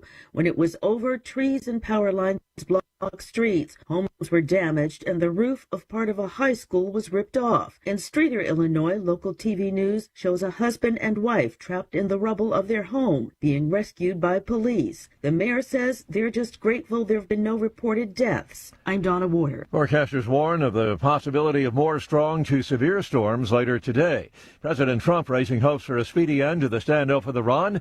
Mr. Trump addressing a tele-rally last night saying that a deal with Iran is close at hand. I don't know if you heard, but we ended the war with Iran today, and they have agreed never to have a nuclear weapon, something that we insisted on. That was the whole purpose. That was 95% of it, and they've done it in the most powerful way you can do it. Skeptics note the president has made similar remarks before, saying they'll believe it when they see it, and questioning whether Iran can be trusted to honor whatever deal is made. They will not be cutting the ribbon today for the new Gordie Howe International Bridge spanning the Detroit River, after all. The Windsor-Detroit Bridge Authority says unresolved issues forcing postponement of today's planned ceremony. There's no word yet on when the U.S.-Canada span will be open. On Wall Street, the Dow futures up 375 points. NASDAQ futures 180 points higher ahead of this morning's opening bell. More on these stories at townhall.com. When you're vacationing in your RV, there are some things you can always count on. Laying out on a hammock, waking up to birds chirping, and board games with the family. What? It's not cheating. Frank, you're scaring the kids. Oh, come on, guys. We're having fun. It's family time. With Progressive, your RV is protected 24/7, so you're prepared for whatever you don't see coming. Technically, it's a loophole. It's a children's board game. You're a grown man, Frank. Progressive Casualty Insurance Company and affiliates, not available in D.C. Veterans and active duty service members. When your call to service ends, your mission doesn't have to. Go from GI to IT in just a few months at My Computer Career. Prepare for a high-demand career in cybersecurity, protecting people, systems, and institutions from real cyber threats. Cyber warriors are needed now. Will you answer the call? Go to mycomputercareer.edu/CWP to learn more. That's mycomputercareer.edu/CWP, an elite CompTIA certification partner. VA education benefits are available to those who qualify. Ukrainian forces targeting Russian fuel supplies in the Crimean Peninsula. Ukraine's attacks on the supplies are triggering the worst fuel crisis on the Black Sea Peninsula since it was illegally annexed by Russia in 2014. The persistent strikes reflect Ukraine's growing ability to carry out drone hits and have caught Russia off guard and struggling for a response. Ukraine's successes have highlighted its ability to inflict painful damage on Russia and change the course of the war. Meanwhile, Ukrainian authorities say Russian drone attacks overnight and into Friday morning have injured at least one person in the southern city of Mykolaiv and sparked a large fire at an infrastructure facility in the Kyiv region. Emergency responders, including specialists in a radiation protection unit, were at the scene. I'm Charles de Ledesma. It's a fresh blow to Moscow's claim that it is winning the 4-year war. News and analysis, townhall.com. The White House rolling out a new effort aimed at helping American fishermen and seafood producers. President Trump is signing a proclamation aimed at expanding opportunities for American fishermen and lowering seafood costs. So it's my honor to be taking this action to lower seafood costs and generate millions and millions of dollars in new business for our great, really great fishermen, great people, by restoring commercial access to 3 areas of the western Pacific Ocean. It's a large amount of space we're talking about, that they were restricted. Other countries would use it, but our country couldn't use it. You ever hear anything so stupid? Willie Nelson, the White House. An historic day on Wall Street with Elon Musk's SpaceX making its debut on the NASDAQ. And it is the largest initial public offering ever made. More on these stories, townhall.com. In 2008, the amount of concentrated time people could spend on a task without becoming distracted was 12 seconds. 5 years later, it was only 8 seconds, 1 second less than a goldfish. If you're often distracted or have trouble recalling information, you're likely to fall behind in the demanding, fast-paced 21st century. In other words, brain performance is more critical now than ever. Boost your brain power with Healthy Cell's Focus Plus Recall. Science-backed nootropics to help you sharpen focus, concentrate longer, enhance recall, improve mental speed, learn rapidly, and be more alert. It's a pill-free brain supplement made with maximum absorption ingestible gel technology, designed to feed your brain at the cellular level. Take it for a test drive. Go to healthycell.com and use code GODZILLA for 20% off your first order of Focus Plus Recall. That's healthycell.com, code GODZILLA for 20% off. A groundbreaking new study shows that there is a safe and inexpensive potential cancer treatment, and it's a drug that many of us already know about, ivermectin. This new study shows that individuals who took ivermectin, the parasite-fighting medication that gained fame during the COVID pandemic, along with the drug mebendazole, saw remarkable results in their battles with cancer. These incredibly promising results have many Americans wondering where they can obtain U.S.-made ivermectin and mebendazole. And that's where the Wellness Company comes in. You see and hear from Wellness Company doctors all the time on this network, and you know that their products are the gold standard for keeping you and your family safe and healthy. The Wellness Company is making 100% American-made ivermectin and mebendazole available at an incredibly affordable price point. Say no to Big Pharma's greed and no to Big Pharma's poisons, and say yes to a company that you can trust to bring you safe, affordable, and effective treatments. If you or someone you love is interested in trying ivermectin and mebendazole, then I urge you to go to twc.health/Godzilla today and order. That's twc.health/Godzilla. Use the promo code Godzilla to save 10%. Hey folks, Al Green here for SatPhone. When you're on the go, you want to know you're connected. If it's a family vacation or an off-the-grid escape to a remote destination, having reliable communication helps you feel safe and secure. You can't afford to find yourself in a dead zone. That's why you need SatPhone. SatPhones are reliable, durable, and give you global coverage. If you can get outside, you can get in touch. It's that simple. Make calls from your SatPhone to any regular cell phone in the United States.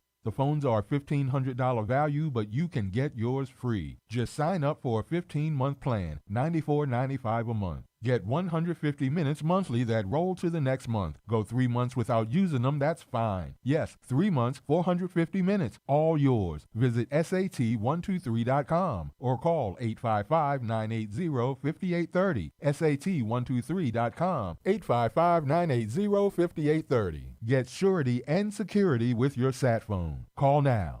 Trump 2.0 is in full effect. How do you keep up with all the action? I'll tell you. TrumpNationNews.com is your inside source for the inside scoop. Manufacturing, jobs, deportations, and the nation's rejuvenation. The first 100 days and beyond. All the news you need and no liberal gibberish. It's the perfect way to start your day. Sign up for the TNN newsletter. Do it today. TrumpNationNews.com. TrumpNationNews.com. Part of the John Fredericks Media Network. 1775 Coffee is giving away free starter kits. Try the dark or medium roast coffee with Longevity Blend, an infused blend with anti-aging calcium alpha-ketoglutarate, which has been clinically proven to reduce biological age. When you purchase the first 2 bags, you'll receive a free 1775 starter kit, including a third 16-ounce bag of coffee, a matte black tumbler, a frother, a gold scoop, or a reusable K-cup filter. Just order now at 1775coffee.com/Godzilla and claim your free 1775 starter kit while supplies last. Later on, at summer's close, the crack of bats where heroes rose. We cheered at games beneath the sky, remembering those who sacrificed. Oh, liberty, land of the brave and true, blessed by God in all we do, from golden shores to mountains grand. The greatest blessing in this land, we raise our voices clear and bold, a story that will not grow. Live from the studios of the John Fredericks Media Network, it's The John Fredericks Show.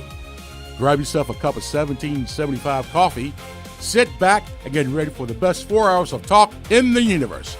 To be part of the show, just call our toll-free number, 888-480-5646. And now, here's the Godzilla of Truth, the Oracle of the Deplorables, the man who plays to win the game, John Fredericks. You got me on the John Fredericks Media Network. I am your Godzilla of the Truth in America, coming to you live from the nation's capital in Washington, D.C., TGIF. Joining me in studio, my good friend Rob Crilly. Now, why is Rob Crilly one of your most important reads? Because you want to go to the WashingtonExaminer.com/secrets, WashingtonExaminer.com/secrets. You're going to get Rob Crilly's column every single day. It's really cool.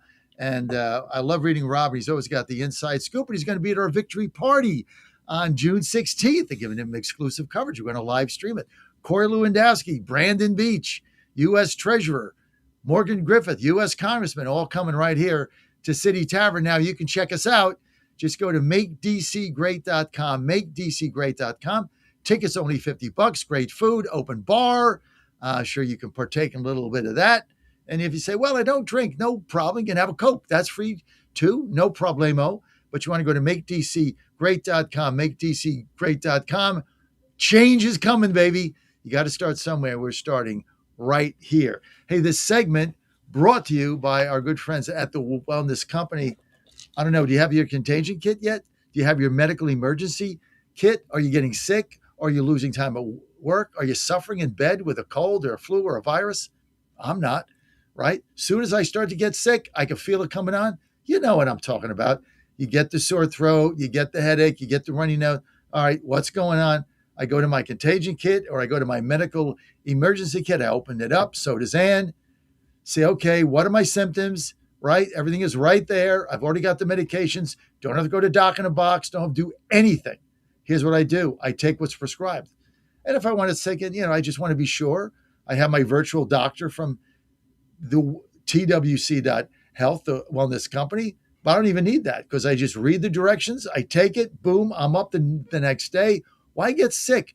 Why waste time in bed, sick, feeling like crap when you can get rid of it immediately with your medical emergency kit or your contagion kit? Now, you've been putting it off.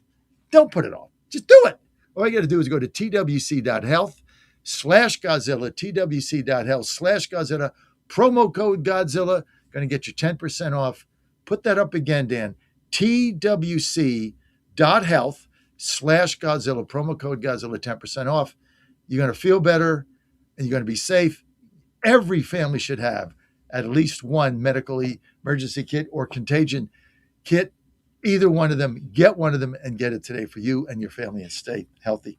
Joining us now, our good friend Rob Crilly. Rob, it's good to have you in the studio. Nice to be here. Back from the United Kingdom. Yep, that's it. Dress down Friday. We've both gone casual. I know we got casual. I got baseball coming up today and all that good stuff. Hey, before we get into any things you've written about, I got questions from my audience today when they saw that you were on the schedule, and what they wanted to know is what you think about the fiasco that went on in the United Kingdom with the young fella that got arrested because, I don't know, somebody said he was calling them a trans, and then he died, and then there was no press, and then what is the deal with it? There's a lot tied up in this very complicated issue, and I think sometimes with these complicated issues back home, over here we just get the bullet points and the headlines, and we miss some of the complexity. So the story is police are called to the scene of an altercation. They find two men essentially fighting. One is a Sikh, both are British, and they go to arrest the white man who is on the ground. And the Sikh is accusing the other man of a racist attack. Now, of course, the police hear that. They arrest the guy on the ground. He is saying, I can't breathe. I can't breathe.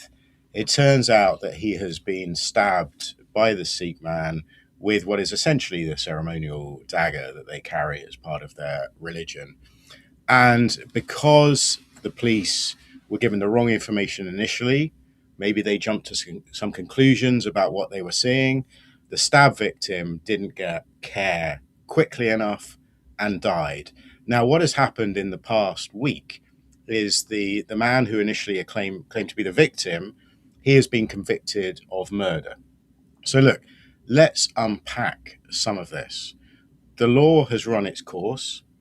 The man who carried out the stabbing has been convicted. If you're asking questions about why there hasn't been more coverage in the UK, well, there has actually been a lot of coverage in the past week. The problem is, as soon as a suspect is arrested and charged, we have very strict controls on what can and can't be reported. The idea is that you don't want the potential jurors to be reading all about this case in the media. We have a very different view to what you do in America. We have no First Amendment, right? So the courts impose strict controls on what can and can't be reported. So once the man was arrested, there's pretty much then a media blackout at the risk of influencing the jury. So that's why it's been quiet. But since he's been convicted, once the case goes to trial, all of that can be reported. What happens in the courtroom can all be reported. And once there is a verdict, then everybody is pretty much free to then weigh in. So there is a structural legal issue why there's been less coverage than if this had happened in the US. But I have to say, what's happened since then is it's very clear that this is being covered. Now, the victim's family said they didn't want the case to become a political cause because, of course, as you know, like the US, we have questions about immigration, political correctness, race relations, and so when you have the suspect, the criminal, is a Sikh, and his victim is a white man, and the police got it wrong. There's a lot of kind of political issues built up in that. So the victim's family said, please don't make this a political issue. So that's why maybe some people aren't weighing in. But I would push back very hard on the idea that somehow the case is being ignored because it's uncomfortable or exposes something. It's not George Floyd. Well, I mean, of course, the victim said, "I can't breathe," so there are sort of all sorts of similarities. But I think in the past couple of weeks, of course, it has been litigated all over the newspapers. Maybe we're slow to it, but as I say, there are kind of real legal reasons why that's the case. All right, so let's talk about some of the things that you've learned this week. Give us a little inside baseball. Okay, so what have I been looking at? Got a bunch of data. I think actually I'm going to start with the most interesting thing I did this week was I went to a briefing on what was billed as the Russia situation, the war in Ukraine. Super interesting. It was organized by Megan Mobbs. Maybe the name doesn't mean a huge amount to you, but if I said she was the daughter of Keith Kellogg, then sort of it becomes interesting. Of course, he was the special envoy to Russia and Ukraine for Donald Trump, a former national security advisor to Mike Pence when he was vice president. Anyway, a lot of talk about Ukraine. And the audience for this was not your usual liberal foreign policy blob, which we have, in DC and runs so many of these conferences. The audience was actually MAGA Republicans, and more specifically, the people they were trying to reach was that hardcore on the fringe who are not just skeptical of Ukraine's cause, but actually rather pro-Russian in their public statements. And, we can think about one particular former Fox anchor. Yeah, Carlson. And one thing I was really struck by was some data that was presented during the course of this briefing. It was a public opinion poll run by Public Opinion Strategies, and they polled 770 Republican primary voters to get their attitudes on Ukraine. But they also were asked about, what do you think of Tucker Carlson? And what what it found was it appears that Tucker Carlson's grip on those Republican primary voters, that really important constituency, his grip is slipping. So what did we say? So 41% said they had a favorable view of Carlson. Now that is down from 55% when they were last asked that question in October. And 37% of respondents had a negative view. That's up 19%. That's almost doubled. So he's still just about overall in positive territory. But in the last, 7 or 8 months, there's been a huge swing against Tucker Carlson. Now, of course, these are largely Ukraine advocates who are assembled at this briefing. So they were sort of cock-a-hoop. So they're really looking at how do they push back on Tucker Carlson. You could look at other people. Laura Loomer, actually, in the past couple of weeks, had rather flipped on Ukraine. It'd be really interesting to watch. In the audience was Curtis Yarvin, who is a right-wing influencer, blogger, and so on. He's been very anti-Ukraine, talked about it as a made-up country. He thinks the Russian occupation of Ukraine could actually be a jewel in a post-liberal Europe. And the argument that's often made is that Vladimir Putin and his Russia is a real sort of beacon for conservative values, kind of this traditional society where everybody sort of knows their role, standing up for religious liberties when so much of the rest of Europe is turning much more secular, churches are struggling. So what this meeting was about was like, how do we reach those people? How do we make the arguments with these people so that maybe they will start to understand, as I believe, we can have a discussion about this, but like that Vladimir Putin is not a good guy. He is nobody's beacon for anything. And there was lots of good information about how actually religious freedom is under threat in Putin's Russia. And there were some extraordinary statistics about what's happening in Russian-controlled Ukraine. One of the speakers, who was actually Donald Trump's religious liberty advisor in his first term, was making the point that something like in Russian-occupied Ukraine, 750 religious sites have been attacked or destroyed, of which more than half were linked to the Baptist denomination, because Baptists are seen as Western. Now, the question about whether they're a front for the CIA, and apparently there are no Catholic priests left in Russian-controlled Ukraine. They've been harassed, they've fled. Allegations that some have actually been murdered or tortured. So the whole point of the day was to develop and advance arguments that like you're not going to convince the likes of Tucker Carlson that America has a role in defending democracy around the world, right? We're past that point. Right. But you can push back on the idea that Vladimir Putin is somehow standing up for religious freedom. Right. And the other part of it was the tremendous number of child abductions is another argument that resonates. But anyway, as I say, the thing I picked out of that was this sense that Tucker Carlson, once I think we could have, no offense to you, John, I think you could have called him at one stage the most influential conservative broadcaster in the country. No right? question. And so, he left Fox News. Obviously, he then goes to a different platform. His audiences are still pretty good for somebody who's set up by themselves. But is he becoming much more of a fringe figure with much less influence within the Republican movement? Yes. There we go. Nobody cares what the hell he says. Done. Well, we've got the data to back that up. He's a clickbait clown is all he's turned into as far as I'm concerned. His whole business is driven by how many clicks he gets. And the more anti-Trump he can become, the more he gets. There's a bunch of people in that space. You know it and I know it. I don't want to go and mention their names and get their supporters all upset, but Alex Jones, Candace Owens, Tucker Carlson, there's a bunch of them that are in that category. Megyn Kelly. It's all clickbait nonsense, right? We're about truth and clarity, which is what your column's about. But that was interesting because now the polls are catching up with what we've been saying. So look, he's going to find a niche, right? He's going to find his audience and he's going to make a good living out of it. Oh yeah. But the question is, but you got to feed the beast. And exactly. And you think about, say, a JD Vance, who's been very skeptical of supporting Ukraine. Are these voices on the fringes going to become less relevant? Yes.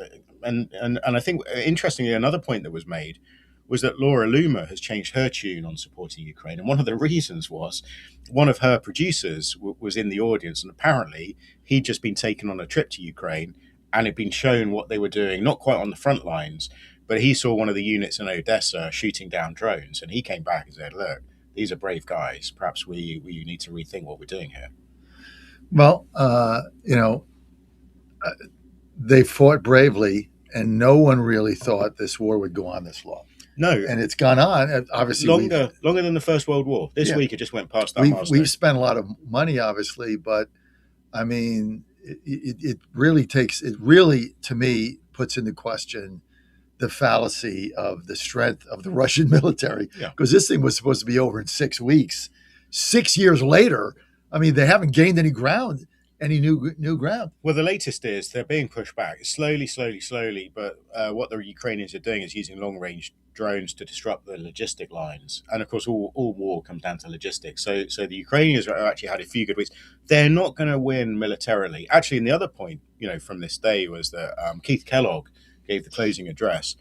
And since leaving the administration, he clearly left because he was at odds with where Donald Trump was going on this. We know Keith Kellogg, much closer to the Ukrainian cause, was really standing up for Kyiv in some of the discussions when Trump, I think, would have gone closer to giving Russia what they wanted. Keith Kellogg, actually, I thought, made a very significant break with the White House, where he said very clearly that any peace deal, any negotiation cannot have Ukraine giving up more territory that Russia has not conquered. You remember the complicated 28-point plan that was being pushed around in the fall of last year. One of the things was to give the Donbass, the eastern region, back over to Russia, even though Russia only controls a small portion of that. I think Keith Kellogg made a pretty significant break with Donald Trump this week. I was there. I wrote about it. Not sure many other people noticed. Well, it's interesting. He's been all over Fox News supporting the president on Iran. So really interesting this. Right. So he is not one of these people who left the administration and immediately starts speaking out, right? He's a 3-star general. He's been around. He worked for the vice president in the first time. I mean, people may have views on that. But he's been a loyal soldier to Trump. He's been on television all week talking about Iran, and he's been very supportive broadly of the Trump administration. But we know there were tensions there. Steve Witkoff started to take over more of the negotiations. Well, I mean, took them over completely, and was seen as being much closer to Moscow. Keith Kellogg seen as being more sympathetic to the Ukrainian position. But he kept it all under his hat until now, and he felt now was the right moment to give the Trump administration a nudge. Yeah, and he's counterbalanced that with unequivocal support of what the president has done in Iran. He gets on TV every day. He's got the credentials and explains in great detail on Fox News why everything the president has done in Iran has been correct. All right, go into some of the polling that you have. So the other thing we looked at this week is the midterms, right? I mean, still months away. Is it even worth looking at the polling? Yes. Anyway, because I need to say that. And whenever I write those stories, they always do really well, by the way. Get a lot of clicks. So my good friend James Johnson, I'm afraid to say another Brit, but he runs a really excellent polling firm, JL Partners over here. One of the very few who called the 2024 election right, said Trump is going to win actually quite easily. So his latest polling, he had a private dinner last week, a handful of clients, strategists, we were privy to his data. I was there. And so look, headline numbers, bad news. He's got the Democrats' 7-point generic lead for the midterms. Of course, all caveated by, until we get to Labor Day, it's kind of, a lot can change. 7-point Democratic lead. That translates, he reckons, to an 80% chance of the Democrats taking the House. He broke it down. I think getting more than 220 districts, he has at about 50%. A smaller majority, at about 30%. It could the 7% difference could actually be exacerbated. It could be made worse for Republicans by what we call the enthusiasm gap. Democrats kind of motivated to give Trump a kicking, all that kind of stuff we know about. So bad news. But he had some messages for Republicans that I thought were interesting. And this is the key for Republicans is going to be turning out those voters who are 50-50 about voting in the midterms, right? Maybe they get fired up about Donald Trump, they vote in the presidential. But when you ask them how likely are you to vote this time around, they out of 10 they rank it 4 to 7.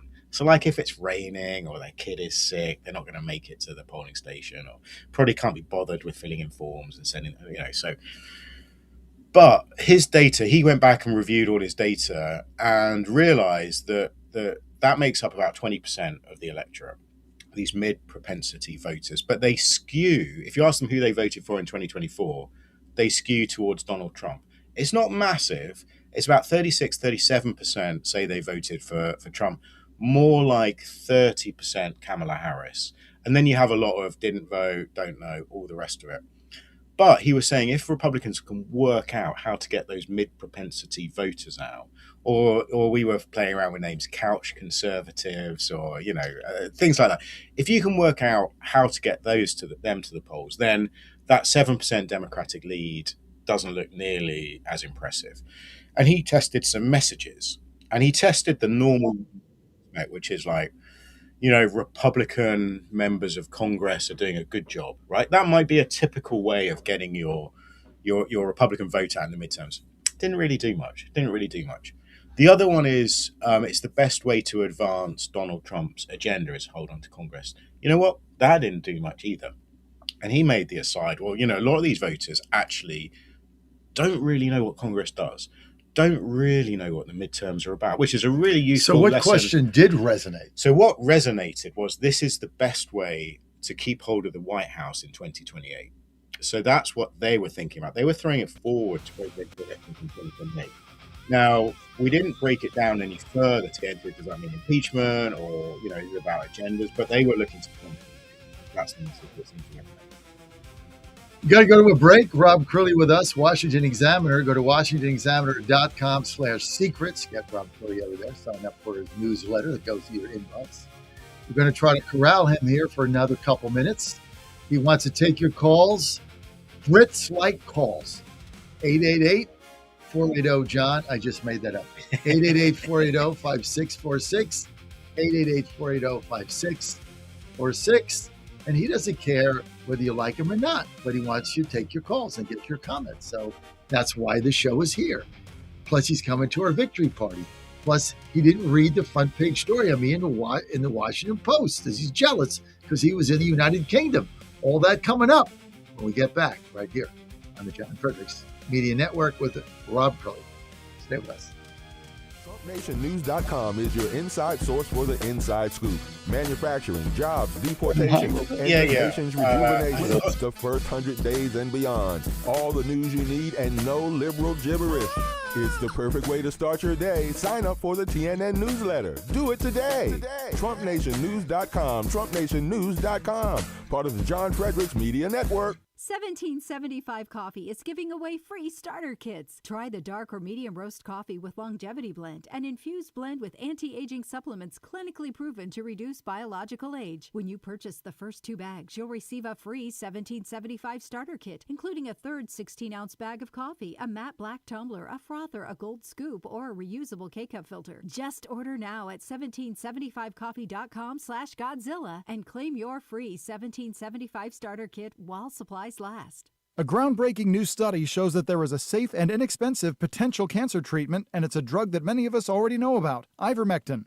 This new study shows that individuals who took ivermectin, the parasite-fighting medication that gained fame during the COVID pandemic, along with the drug mebendazole, saw remarkable results in their battles with cancer. These incredibly promising results have many Americans wondering where they can obtain U.S.-made ivermectin and mebendazole. And that's where the Wellness Company comes in. You see and hear from Wellness Company doctors all the time on this network, and you know that their products are the gold standard for keeping you and your family safe and healthy. The Wellness Company is making 100% American-made ivermectin and mebendazole available at an incredibly affordable price point. Say no to Big Pharma's greed and no to Big Pharma's poisons, and say yes to a company that you can trust to bring you safe, affordable, and effective treatments. If you or someone you love is interested in trying ivermectin and mebendazole, then I urge you to go to twc.health/Godzilla today and order. That's twc.health/Godzilla. Use the promo code Godzilla to save 10%. For the first time ever, we're bringing you My Pillow mattresses and mattress toppers for as low as $99.98. Remember, sleep's all about temperature and pressure points. Whatever sleep needs you have, we have the right technology for you. Like our MyPillow mattress topper, our queen size has over 10,000 individual comfort supports to help relieve your pressure points. And how about our 3-inch Hybrid Plus mattress topper? It's infused with copper and silver to help your body get the restorative sleep it needs. And our MyPillow and Case Coil mattresses, I personally helped develop these mattresses to make sure they have everything needed to give us great sleep.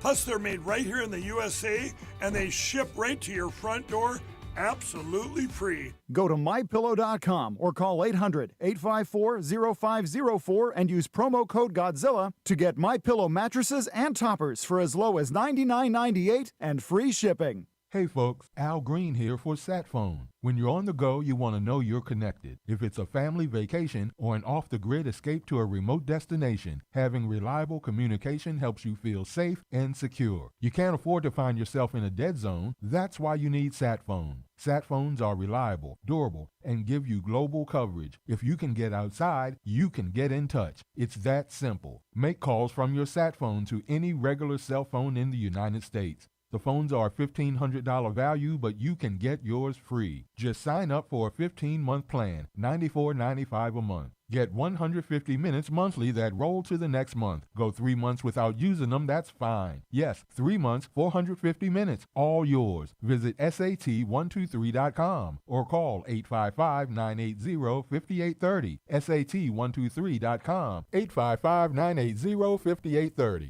Get surety and security with your SatPhone. Call now. If you want to go after an athlete, one of my athletes, you go after one that doesn't do the right things. You don't downgrade him because he does everything right and may not play as well on Saturday, and you let us make that decision. That's why I don't read the newspaper, because it's garbage, and the editor that let it come out is garbage. Attacking an amateur athlete for doing everything right. And then you want to write articles about guys that don't do things right and downgrade them, the ones that do make plays. Are you kidding me? Where are we at in society today? Come after me. I'm a man. I'm 40. He's the voice of Virginia. No, you can't. You have one of the worst voices I've ever heard in my life. And the commander of common sense. Fire at will, Commander. Now back to the John Fredericks Show. Hey folks, John Fredericks here with my wife Ann. We're in Washington, D.C. in Farragut Square, right outside of Farragut North Metro. I'm your candidate for Ward 2 Chairman, D.C. GOP. Hope you vote for me on June 16th or send your ballot early. Why am I running? Right here on the Metro. I'm here with my wife Ann. When we got to Washington, D.C. in November of 2024, I wouldn't let my wife ride the Metro, not without me there, certainly not at night, no way. One time she goes on, she's accosted, there's panhandlers, can't do it, right? 18 months later, let me tell you what leadership has done. We ride the Metro everywhere, every day. It's safe, it's secure, it's clean. We go on the Metro everywhere. I can't remember the last time we drove a car. We've also gone on the buses, they're safe. This is what leadership is about. This is what President Trump has done in Washington, D.C.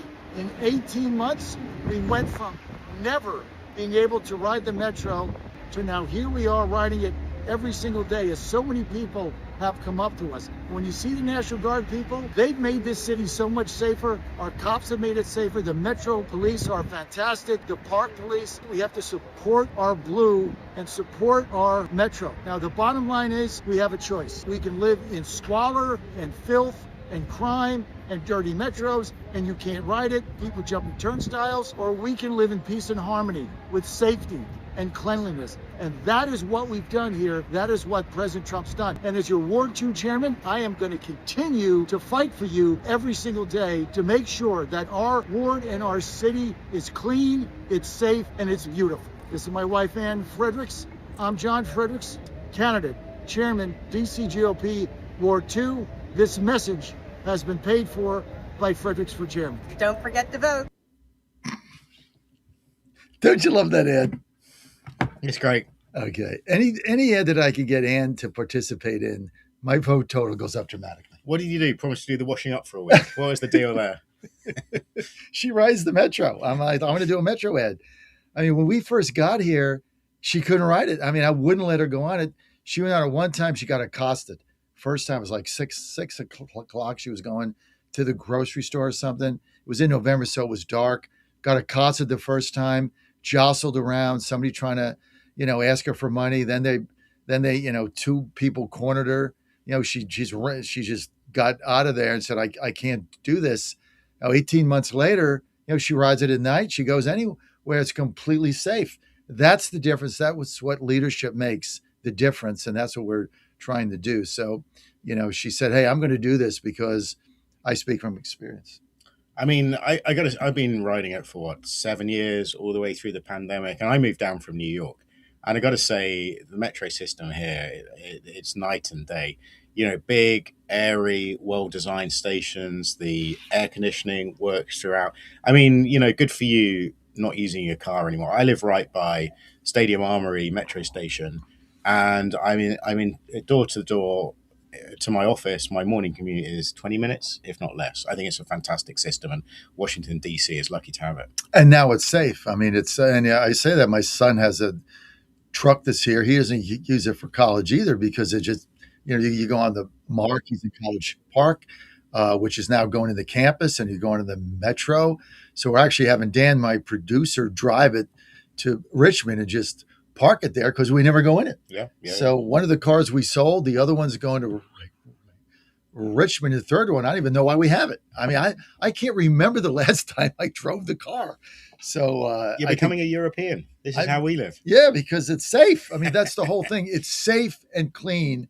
And so as soon as I'm good with letting Ann go on it, then the whole thing changes, right? Sure. The whole thing changes. And because, I mean, we're not spring chickens, as you know. So got to be sure that we're safe and careful, and you got to take care of my wife. Now, having said that, it's good to have everybody with us today. As always, don't forget to go to our victory party. I don't care where you are. You can come. $50 is the ticket. Just go to makedcgreat.com, makedcgreat.com. You're really going to enjoy it. We're going to have so much fun. Rob's going to be there. Corey Lewandowski. Who else? Morgan Griffith. Oh, come on, man. It's so much fun. Brandon Beach. We're going to have fun. Change is coming, baby. Rob's going to be reporting out. It's going to be live streamed at the iconic City Tavern. You're just going to have so much fun. All you got to do is go to makedcgreat.com, makedcgreat.com. Tickets are $50, and go there, help our campaign out as we bring change to Washington, D.C. There's the little thing right there, makedcgreat.com. This message paid for by the Fredericks for Chairman campaign, and I authorized it. Okay, let's get back to Rob Crilly. You can read him on Secrets, Washington.com/secrets, Washington.com/secrets.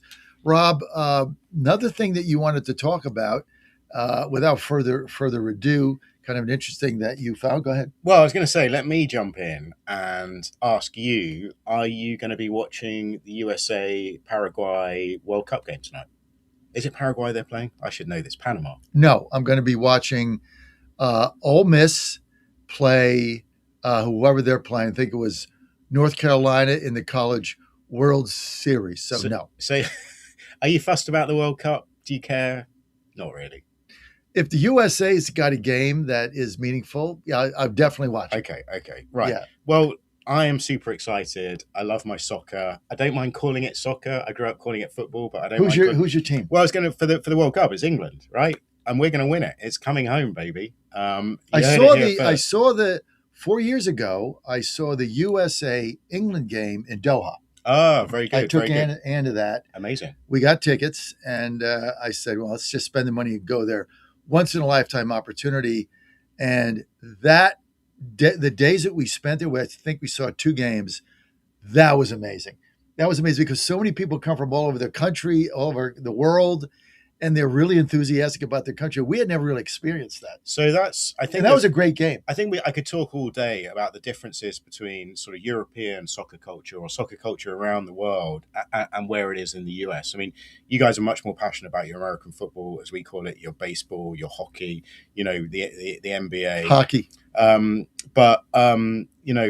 I have got tickets for England against Ghana in Boston in a couple of weeks' time. I cannot tell you how excited I was. I was sort of down on this World Cup, like a lot of people are. Why? Because the ticket prices are too high. Too high. You know, back home, it's a blue collar sport. It was always a working man's game, and if you charge too much for the tickets, you're really sort of Why were taking they so reasonable in Qatar when we went to Doha? Tickets, I think we both got them for 150 each, and we had great seats. So I think again, what was the difference? There's a difference in culture. You guys just pay more for your sports tickets over here. You know, the team. So so they're gouging. I think it's FIFA just want to cream as much money as they can from the fans, and they know people will pay more here. They've introduced surge pricing for the first time ever. So if you want to go and see one of the big games, you want to go and see Brazil or in England or USA, the prices are higher than if you want to go and see Saudi Arabia. You know, so that's a difference. And I think the prices here are about 4 times higher than they were in Qatar.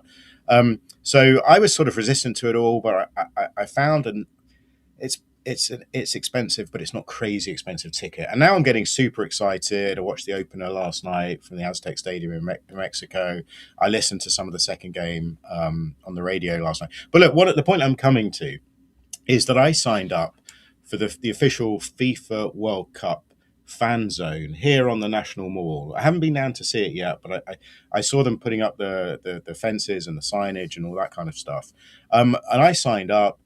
You know, I got an invitation, you click a button, you type in your email address and your phone number and some of your personal details, and then you get back a QR code which gets you into this thing. And what did I notice on the ticket? The Campaign Nucleus logo. You remember these guys, Campaign Nucleus? If you signed up to go to a Trump rally in 2020 or 2024, these were the guys who were organizing the ticketing.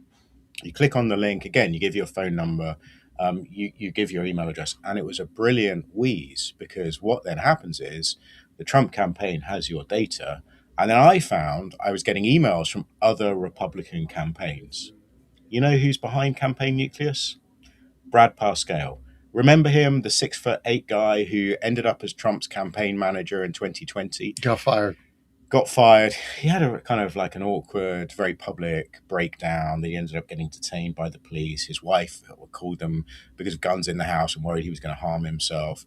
But look, in 2016, he was really credited as the digital brains behind this kind of upstart Trump campaign and the way they managed their digital data. He boasted about the way he used targeted Facebook ads. The first time it was really it was really spent dumb. a lot of money on it. And what he did was he basically took supporters' data and he looked through it. People that you knew were Trump supporters, you look through it, and then you find the details that mark them out. And it may be a subscription to a gun magazine, like or a hunting magazine. It may be something like that. And then you trawl through as much data as you can get hold of. And you're like, well, okay, so that guy's in Florida. He's getting this hunting magazine. Let's get our Facebook ads to him. And that was a real breakthrough in how this was done. Anyway, fast forward, he's built that out into a business worth a lot of money, raked in at least $2 million, as far as I can tell from public filings in the 2024 cycle. Actually, doesn't sound much, does it? I bet he made a lot more. Anyway, the point is, if you're a soccer fan and you think, well, I'm going to go and I fancy hanging out in the National Mall, I get a beer and a hot dog and I'll watch the game on a big screen. Do people know they're handing their data over to Brad Parscale's firm?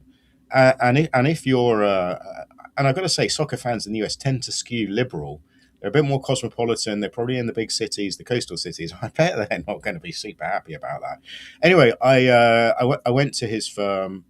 This is all done under the umbrella of Freedom 250, by the way. The organization managing a lot of the semi-quincentennial. Have you learned that word? Semi-quincentennial events over the summer. So I went to... I can't say it, but I do know what it is. I went to Freedom 250. I went to Brad Parscale's company. Neither of them, before we published, would give me any sort of assurances about how the data would be used. Since we published the story, Campaign Nucleus has come back to me and said, you know, we are not going to do anything illicit or underhand with the data. But, you know, I thought it was super interesting that it's a member of the Trump circle who is looking after the data of this big World Cup event here in DC. Of getting people here. Now, what is the difference between what they're doing and what Mayor Madami is doing in New York City when he's doing a lottery to give tickets away for $50 and he kept it open for days and days and days, and there's no lid on who applies. You just have to be a resident of New York City, a resident with an address in New York City, email a phone number, and he's kept it open for days and days and days to do this lottery. Well, his campaign is collecting all the same information from New Yorkers who want to get in the lottery, that they have to go online, they have to put in their phone number, put in their address. They got to put their address in because they got to prove they live within the 5 boroughs, including Staten Island, obviously, one of the 5 boroughs. And then they put their email and their phone number in. So for nothing on the city dime, his campaign is collecting all this money. What's the difference? Well, probably none at all. And it's just a reminder that we give out our data all the time. Like whenever you want to get into an event now, it seems like, if you make a reservation at a restaurant, that's your number going onto another digital platform. And oftentimes you can click a thing to say it can't be shared, but do you always click it? Oh, come on. It's always shared. Yeah. So I kind of, even when you go to the table, when you just go to make a reservation, or like when you go in and say, hey, I want a table for 2. Yeah. They say, well, give me your phone number so we can give you the buzzer, or we can text you. It's I don't want to know. I'll just stand here. Or they'll even just take your number and then just lead you straight to a table. They didn't need your number. And, once upon a time. But then you get a text. What you do. Once upon a time, I would say, well, I'd rather not. And now I've just kind of given up. I just give out. Everybody gives up. Right? Yeah, you just give up. But it's linked to my entire online presence. And I'm sure once you have that, you can see all the websites I'm active on, what I'm reading, and it gives you an extraordinary amount of data. And I think, we haven't really even started to see the full extent of what people can do with it. It's going to be it's all this data is important. Even in my campaign, we send out a bunch of texts to communicate with people, and we get feedback. I think I get them. Yes, you get them. You're on my text list. You like them? Of course, John. Of course, you haven't taken me off your that. text list. No, I haven't. But yeah, we get. And then you get you get donors, and when you get a donor, you get their name, email, phone number, and then you get a donor list. So that's part of it. And if you're not doing that, you're running a campaign, you're just stupid. Yeah. Because you have to get that, and then you just buy different things. But data and data mining is interesting. But if you look at Brad Parscale, he was discredited big time, and there was a lot of questions about some of the funding, where it went. I don't know whatever happened to that. Then he was going to do harm to himself, and it was kind of a sad story. Yeah. Then he got fired for all kinds of issues. So it probably wasn't his fault in 2020. The Trump campaign had, I think, probably if you go back and ask the insiders, they were blaming Jared Kushner as a divisive figure at the top, interfering. Brad Parscale gets brought in because it's not going great, and he didn't last very long. He was on the way out, but I think it was sort of a rather poisoned chalice at that point. Yeah, I would agree with that. Yeah, I was there in the middle of it, Yeah. and there was no way out of the COVID thing. Yeah, there was just no way out of it. The whole thing was a debacle. The leadership was horrible. Then they brought in Bill Stepien at the Bill end. Stepien, Chris Christie's guy. He was horrible. The whole thing was just a disaster. And we're still trying to find out where Biden got those 8 million votes that never showed up again. I don't know where they went. Mystery. But Rob, let's look here. I want to talk about DC. Okay. So this is real. So yesterday, I wasn't there because I had a doctor's appointment, or I would have asked the question. But you have to be 68. You got to go to the doctor. So all that stuff. So one of the reporters asked the president, like, okay, what are you going to do if this crazy lady, she didn't say that, Janice Lewis George gets elected mayor, who's running a campaign on stop Trump, Trump sucks, free DC, everything sucks, your life's horrible, blame Trump, don't clean the pond, we want the garbage back, whatever it is that she's spewing out. So he says, well, I think probably it's time to get rid of home rule. I don't take that threat lightly, because I think if she wins and Republicans keep Congress, you don't think it'll happen. I do. I think home rule's gone up. Yeah, I mean, it's this is the dilemma for Democrats up and down the country, really. Do you come out and flatly just oppose Trump, run against him? Or if you are, a governor, maybe it matters less if you're a member of Congress, but if you're particularly a mayor in DC, do you recognize that you have an incredibly powerful figure right at the heart of your city? And like Muriel Bowser, for all her faults, seemed to understand that if you were really looking out for the interests of the city, you had to arrive at some sort of accommodation with the president. And don't you all want the same thing, which is that we live here and we want the city to be everything it can be. Now, I think you can push back on some things. I probably disagree with you in that I don't really understand the point of the National Guard and their patrols. I don't actually see a huge difference. I think you've seen homeless encampments moved out. I've never really felt particularly unsafe in this city. And in fact, I was walking home from somewhere the other day, and I think I heard gunshots 4 or 5 blocks from where I live. That has been a recurring theme of my time here. Is the city safer than it was? I don't know. Well, let's see. Crime is down 38% in the past 12 months. Violent crime down 39%. Carjacking is down 41%. Murders down 36%. We've had the lowest murder rate in D.C. in the first 6 months of 2026 than we've had in the history of it being reported. That's without the numbers getting fudged. Metro ridership has gone up 35%. You saw our video. These are just facts. So you can sit there and say, I'm Rob Crilly. I'm a young guy. I'm in my 40s. I don't have to be concerned. I'm in my 50s. Or you can say, I'm a mature woman that's 60 something, and I can't go down to a metro without getting accosted, and so I can't ride it. I mean, this is reality of the situation. I mean, you look at this city. There's no garbage. He cleaned up the graffiti. He cleaned up the disgusting squares that were strewn with trash. He got the tents out. He fixed the reflecting pool. He fixed the fountain. You come in here, it's beautiful. Who could dispute this? Oh, I don't like the National Guard. Okay, don't talk. I go to the Guard. I don't pass I don't care if I missed a train. I never pass a guardsman without shaking every one of their hands. If I'm late, too friggin' bad. I thank them for being here and thank them what they do. Well, what matter did they make? Crime is down. People feel safer. Oh, well, they shouldn't be here. Okay, well then go where they're not. I don't know. Go to the city of Baltimore or Philadelphia, walk around there, hope things work out. You can come here, you're 100% safe. Well, look. So we're never going to agree on this. We're not going to agree on it. First of all, I would say everybody has their own experience, and I'm not going to say that everything that your wife said is not true. Like, that's her experience. That's her view. I have a slightly different experience. I live quite close to Lincoln Park, right? Well, if you say that about her, she'll cut off your tab at the bar on Tuesday night. She'll point over to him and said, "Cut him off."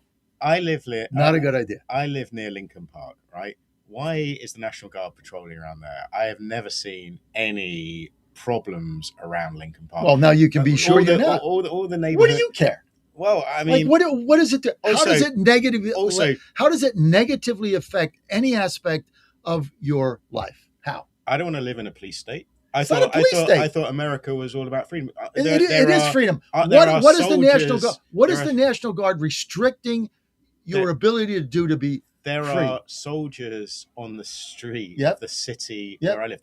That's not what I want. And crime is down 38%. And let me also just say, I always say good morning, good afternoon to the National. Right? They're decent. They're decent young men, right? My issue is not with the individual and women. And also, like, it's very hard to say what the factors are in crime coming down. I think we're seeing crime come down all across the nation. Oh, come on. You got to be kidding me. You're now going to say it's just coming down everywhere, and what we've done, it's down 38%. It's just like magic dust that comes from heaven. My question is to you, and you can't answer it. My question is, what does the National Guard's presence, how does that impinge any freedom that you have experienced or have in this country? Name one thing. It's about the sort of country you want to live in. And do you want to live in a country where soldiers are patrolling the streets? Yes, if I'm safe. That doesn't seem to me. Absolutely. If it keeps me safe. Well, so I should go to London, where I'm told you can't walk 2 blocks without getting accosted? I am going to take you to London and show you that is simply not true. That's what I've heard. We're going to go for a pint and I'll show you. Can I take Ann? Yeah, of course. All right, I'll go. John Fredericks Media Network. It's interesting to debate, Rob Crilly. Just ask yourself, when you come to the city and you see the presence of the National Guard, what freedom does that impinge? Other than you're safe. It is the most absurd argument in the world. But I'll give you the final word, and then we got to go. As I say, no issue with the people themselves. They all walk past my street, but they're not patrolling the neighborhoods that really struggle with crime. They're patrolling the areas that we all use, and there are all sorts of legitimate questions. Well, you don't know that because you don't go in the areas where they are. This is all, Hey, but I tell you what, read Rob, go to WashingtonExaminer.com/secrets. Sign up for his newsletter there, and you get to meet him Tuesday night because he's a fun guy. So we have our differences, but we love each other. Luckily, we're not going to talk about the Mets or the Astros because we're out of time. We both suck. Best thing about baseball season right now is when the Astros have an off day or a rain out. They can't lose, right? That's why they were off last night. I was so happy. Another game we can't possibly lose because we're not playing.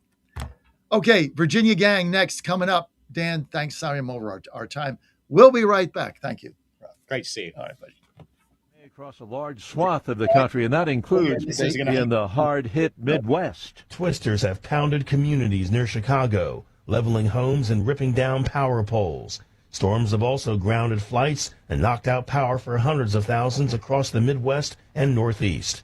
A large funnel cloud swept through Merrillville, Illinois, located about 33 miles southeast of Chicago. Correspondent Andrew Stewart says no immediate reports of fatalities or life-threatening injuries from those storms.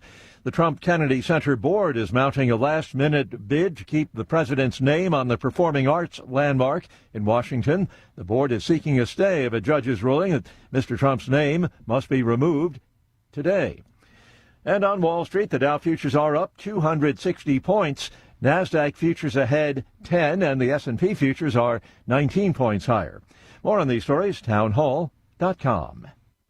Healthcare has become frustrating, expensive, and overwhelming. But you can stop playing by those rules. There's a better way. It's called Crowd Health, and it's changing how people pay for healthcare. Crowd Health is a community where members, the crowd, come together to help fund each other's medical expenses. Instead of paying huge monthly insurance premiums, you pay a simple membership fee plus a modest contribution to another member's medical bill. When you get hit with a big bill, the crowd steps in to help you fund it. Plus, you get the support and tools you need to navigate your health event. Why keep overpaying?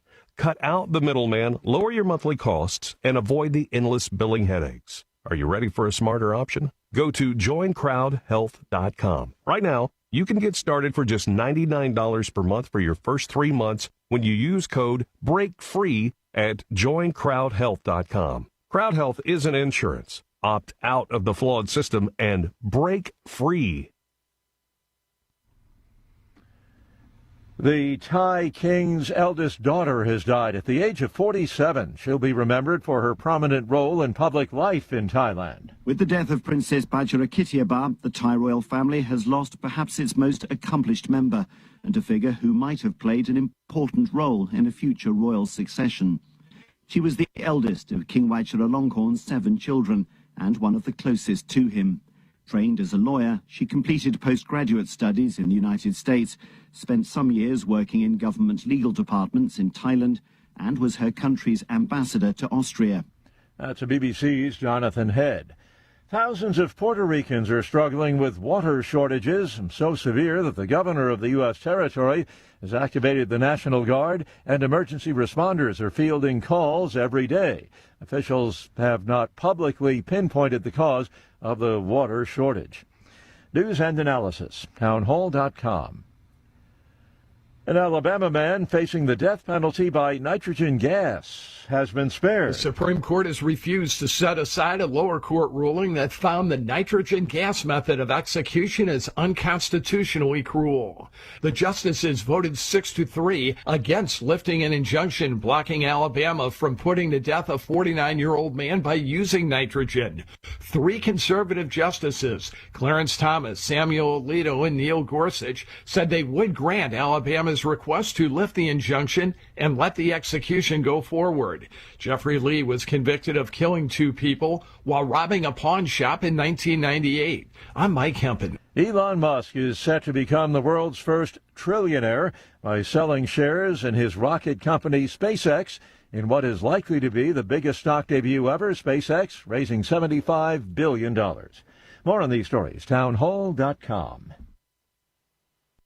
Bad decisions limit future options. Make enough bad decisions and you will destroy your life. Listen to The Flatline with your host, Rick Hughes, every Sunday morning on the John Fredericks Radio Network. The Flatline describes a main line of resistance in your soul, built on God's Word. Join us every Sunday morning for 30 minutes of inspiration, motivation, and education, all without manipulation. That's The Flatline with Rick Hughes, heard here every Sunday at 8:30 a.m. on the John Fredericks Radio Network.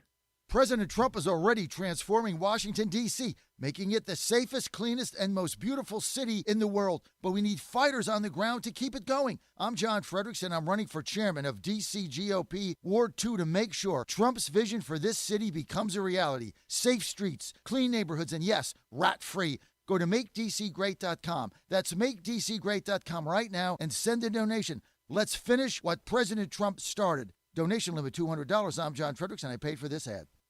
In 2008, the amount of concentrated time people could spend on a task without becoming distracted was 12 seconds. 5 years later, it was only 8 seconds, 1 second less than a goldfish.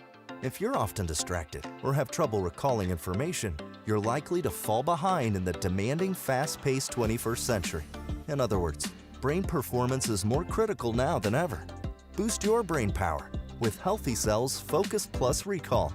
Science-backed nootropics to help you sharpen focus, concentrate longer, enhance recall, improve mental speed, learn rapidly, and be more alert.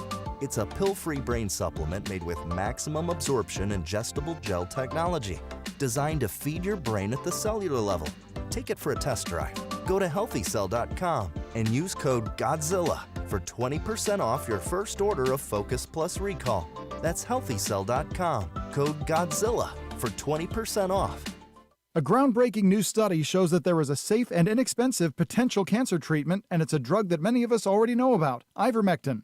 This new study shows that individuals who took ivermectin, the parasite-fighting medication that gained fame during the COVID pandemic, along with the drug mebendazole, saw remarkable results in their battles with cancer. These incredibly promising results have many Americans wondering where they can obtain U.S.-made ivermectin and mebendazole. And that's where the Wellness Company comes in. You see and hear from Wellness Company doctors all the time on this network, and you know that their products are the gold standard for keeping you and your family safe and healthy. The Wellness Company is making 100% American-made ivermectin and mebendazole available at an incredibly affordable price point. Say no to Big Pharma's greed and no to Big Pharma's poisons, and say yes to a company that you can trust to bring you safe, affordable, and effective treatments. If you or someone you love is interested in trying ivermectin and mebendazole, then I urge you to go to twc.health/Godzilla today and order. That's twc.health/Godzilla. Use the promo code Godzilla to save 10%. Now more than ever, it's imperative to support companies that share our conservative values. That's why I can't be more excited to tell you that I've switched my family to Patriot Mobile. Patriot Mobile is America's only Christian conservative wireless provider. When you switch to Patriot Mobile, you shift your support away from the leftist, woke, progressive agendas of Big Mobile. Patriot Mobile's wireless service works perfectly and seamlessly as you go about your lives with exceptional nationwide coverage that uses the same towers the main carriers use. Patriot Mobile donates a portion of every dollar earned to causes you care about, to organizations that fight for religious freedom, First and Second Amendments, sanctity of life, and the needs of veterans and first responders. Patriot Mobile has plans to fit any budget, along with great discounts for our veterans and first responder heroes, as well as multi-line users. Switching is easy. Just go to patriotmobile.com/Godzilla or call their U.S.-based customer service team, 972-PATRIOT. That's 972-728-7468. Use offer code Godzilla for free activation.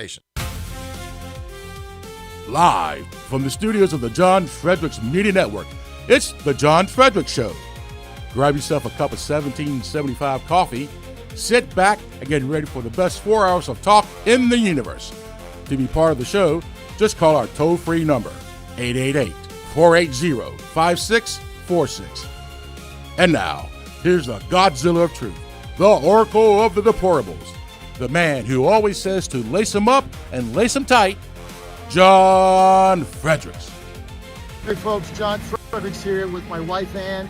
We're in Washington, D.C. in Farragut Square, right outside of Farragut North Metro. I'm your candidate for Ward 2 Chairman, D.C. GOP. Hope you vote for me on June 16th or send your ballot early. Why am I running? Right here on the Metro. I'm here with my wife Ann. When we got to Washington, D.C. in November of 2024, I wouldn't let my wife ride the Metro, not without me there, certainly not at night, no way. One time she goes on, she's accosted, there's panhandlers, can't do it, right? 18 months later, let me tell you what leadership has done. We ride the Metro everywhere, every day. It's safe, it's secure, it's clean. We go on the Metro everywhere. I can't remember the last time we drove a car. We've also gone on the buses, they're safe. This is what leadership is about. This is what President Trump has done in Washington, D.C. In 18 months, we went from never being able to ride the Metro to now here we are riding it every single day as so many people have come up to us. When you see the National Guard people, they've made this city so much safer. Our cops have made it safer. The Metro police are fantastic. The park police, we have to support our blue and support our Metro. Now, the bottom line is we have a choice. We can live in squalor and filth and crime and dirty metros, and you can't ride it, people jumping turnstiles, or we can live in peace and harmony with safety and cleanliness. And that is what we've done here. That is what President Trump's done. And as your Ward 2 chairman, I am going to continue to fight for you every single day to make sure that our ward and our city is clean, it's safe, and it's beautiful. This is my wife, Ann Fredericks. I'm John Fredericks, candidate, chairman, DC GOP, Ward 2. This message has been paid for by Fredericks for chairman. Don't forget to vote. God, what a great ad that was. I want to thank Ann for doing that. It's all over the internet. Thank you. Don't forget our big party. This is Friday, TGIF, baby. It's all good. And our big victory party Tuesday night. You don't want to miss that. June 16th at the City Tavern. Corey Lewandowski, Morgan Griffith, Brandon Beach, U.S. Treasurer. They're all going to be there. It's going to be fantastic. You can just go to MakeDCGreat.com. Get your ticket there, MakeDCGreat.com. Virginia gang coming up. We got Chris Saxman, John Reed. We've got Jim Hobgood. We've got Matt Brainerd on with us. So we're going to have a lot of fun coming up on Virginia gang, all right here. Maybe we can get Saxman to go to our victory party. Dan's going to be there, right? He's coming in, staying overnight. Coleman's going to do a show tomorrow. We're going to live stream it, so that's going to be cool. So a lot of fun things going on right here, right now on the John Fredericks Media Network. Virginia gang is next. And before we get there, this segment is brought to you by the Safer Supervision Act. Big supporter of that. And their bill is in Congress right now. It's called the Safer Supervision Act. The President Trump's pollster, Fabrizio Ward, found that 80%, that's 8 out of 10, 80% of Trump voters support it. In the key districts that are going to decide the midterms, voters are 5 times more likely to back a candidate who endorses this bill. Now, you don't get numbers like this unless you're solving a real problem. The problem that SAVE Act is solving is federal probation officers are managing over 100 cases each. They're overwhelmed. We don't have enough of them. This is twice what's recommended. This is not a manageable number. Now, the Safer Supervision Act fixes this. It lets the probation officers focus on real public safety threats instead of drowning in paperwork, and it's endorsed by the frontline officers who say it will help them do their jobs better. 96% of Trump voters say public safety has to come first, and this bill delivers that. Now, all you got to do is go to safersupervision.com, safersupervision.com. Get more information there. Help us out. Support our bill. safersupervision.com, and tell your congressman to get this done. Tell your senators to get this done. safersupervision.com. This has been paid for by the Reform Action Fund, and we thank them for this message. Okay, let's get to Virginia Gang. Chris Saxman, Jim Hobgood is with us. We've also got John Reed, a former candidate for lieutenant governor in Virginia, or former host of the John Reed Show on WRVA, and now does an independent podcast. And also joining us, I think, is Matt Brainerd. I said Dan. I'm sorry. I got too many Dans in the company. Matt, thanks for joining us. We got Saxman on here. Where's Saxman? We are missing his video feed for whatever reason. We don't have. Oh, there he is. He's on. Let me get him on here, Jim. Yeah, we can't start the show without Saxman. Sorry. There you are, Sax. All right. Hey, don't forget our pregame show. First game, College World Series today, 12:30, where West Virginia University takes on Troy. We're going to beat Troy. Pregame show, 12:30, heard in West Virginia and Philadelphia and Pittsburgh. If you're out of the area, you just download WV The Torch. WV The Torch, download that. Then our post-game show after the game, they open up against Troy. They're going to beat them. Maryland, where my son plays, should have swept them, beat them 2-3 in Troy. I was there. Nice ballpark. Beautiful people. Can't get there from anywhere. Got to fly to Montgomery and drive like 3 hours. I don't even know where the hell it is. Somewhere, got to go down the interstate. Took me 2 days to get there. Anyway, we're going to sweep them, so we're going to beat Troy today. We're fired up. All right, let's get right to it, and let's start with the gang here. I'm going to start this with John Reed. John, Spanberger continues to tank, nowhere to go. Everybody's mad at her. They got memes on her now. We got Ben Tribbett basically put out a hat called MAGA, Make Abigail go away. I thought that was a brilliant ploy. He's selling those hats, and a lot of people think she's going to be a drag in the midterms. What do you think, John? I think we just lost John's feed. Hold on, I'm going to try to get him back on. Let's just go to Saxman. What do you think, Sax? Is she going to be a drag for the Democrats in the 2027 midterms? No. 26. Oh, 26? No, because you only have several House races that are up for elections, and they're not going to be voting on Abigail Spanberger's tenure as governor thus far. They're going to be voting on national issues. It's more of a referendum on the president than it is on the governor. Okay, Reed, the Spanberger fallout, epic proportions. Where does she go from here, John Reed? Well, she's got to make sure that this budget comes in and doesn't continue to make everybody angry. And we're getting closer and closer to the July 1st deadline. And I am enjoying watching the Republicans do the Democrat thing of the countdown to the government shutdown. I can't imagine that the Democrats are actually going to allow that to happen. That would be a PR disaster. And I guess we haven't had it happen in Virginia, probably a practical disaster. But it demonstrates once again the lack of leadership and just basic competence in the team that is currently at the Capitol. It's kind of shocking to me to see these people who run the state lock, stock, and barrel now create this kind of drama internally and give us something that we can talk about, which exposes what fruitcakes they really are. Fruitcakes, Jim Hobgood.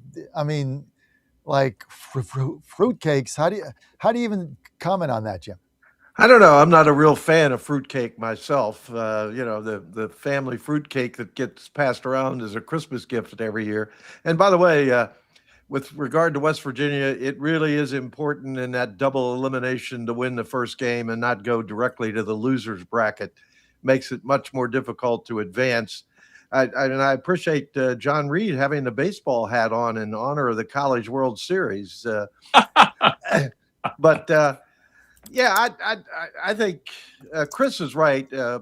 Federal issues usually don't impact the midterm in Virginia unless it's up in Northern Virginia where you have all the federal employees. I think last year, the Trump situation certainly hurt John Reed and the rest of the Republican ticket up there. I think the margin was expanded because of the government shutdown and things of that nature. But yeah, I think John's right about the budget. I was going to ask Chris about that. I mean, this is June the 12th. July 1 is closing in, and they're supposed to come back to Richmond when, Chris? Next Thursday, the House will convene. The budget will be released on Monday. They're having a press conference today at 11 o'clock. The governor and the Speaker and House Appropriations Chairman Luke Torian at 11 to announce their budget. It'll be released on the 15th, it sounds like, and then they'll convene on the 18th. And then the Senate comes in on the 22nd, which is next Monday. But the critical factor here is that they also have the joint Democratic caucus fundraising event at the Homestead immediately following the Senate session. So they might have a very difficult caucus event out the Homestead, which is, for your listeners, a 5-star, 5-diamond resort out in the historic resort and in the mountains of Virginia. But they're not on the same page. Louise Lucas just announced a listening tour for data center exemption removal, which would be horrific for the Commonwealth. It's the only sector of the economy that's growing is data centers, and they've got a real fight on their hands. And a month ago, I thought they'd get it done, and I was hoping they'd get it done just for the good of the Commonwealth. Right now, I'm 50-50 whether they get this thing done by the end of the month. And so if they don't get it done, what happens? We don't know. It's never been done before, but the presumption is that the government will shut down. My spidey sense says they'll try to pass a skinny budget, as they've done in past years, relative to what that was in a caboose budget. But we've never done it with the full biennial budget on the line, and it's uncharted territory. We would lose our AAA bond rating for the first time ever. And that would be a disaster for local and state governments who are on their borrowing and on their borrowing costs. It would be a bad signal to the business community, real bad. Reed, what do you? Yeah. Well, it will be a disaster for the state, but we're already in a terrible situation for these localities who are now trying to set their budgets based on the funding from the state. And they're waiting to see what they're going to get, what the priorities are going to be, what's not included in this budget. I mean, there are a lot of people, even Democrats in Henrico County, where I live, which is predominantly Democrat. Unfortunately, it's really gone blue around me. They're very upset. They can't make the plans that they need to make for responsible governance on a local level because the people in their own party who are running the state don't seem to be competent enough to pull this off, or they just want to fight. It really is. Look, they've always fought at the Capitol, but this is something bizarre, and it's not a good look for Abigail Spanberger as governor, or if she does still have designs on doing something bigger beyond running for governor. She doesn't need this. I can't figure out why they don't get in a room and iron it out. Well, John, I don't know if it was Chris last week, somebody said that governors are judged by job growth in the Commonwealth during their term. Mm-hmm. And if they renege on this tax exemption, I think Abigail knows it's going to be real tough to recruit businesses to Virginia. Well, you're right about that. I did say that last week. It's the one metric that every governor has because they only have a single 4-year term to run on. So they've always been based on economic and job growth and being one of the top states for business. That's the metric. And they all challenge, they basically compete with each other on this. All the former governors, they chirp at each other. That's just how this thing runs. And the House Democrats and Abigail Spanberger are keenly aware of that because they do have future designs for office, including the Speaker of the House, Don Scott, who has, basically it's an open rumor that he's running for governor in 2029. And he doesn't need to have a slide back in the business rankings for Virginia. They ran on this just last year, as John Reed well knows. They were they were running with hair on fire, saying, "Oh my God, we've gone from number 1 in the country, best state for business, to number 4. What a catastrophic fall off that's been." But we go up and down in that scale all the time on CNBC, which is a flawed ranking in my estimation. But it's nonetheless what everyone pays attention to. And right now they've passed a number of anti-business bills or bad bills for business that will harm our rankings already. Now, if they go to a shutdown, I can't imagine what the rankings would do after that point.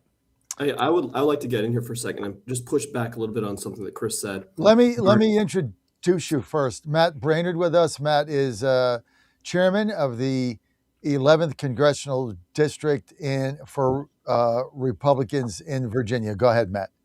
Yeah, regarding Spanberger's impact on the midterms is that her complete failure on the number one issue that she campaigned on, affordability, has definitely damaged her credibility in the state.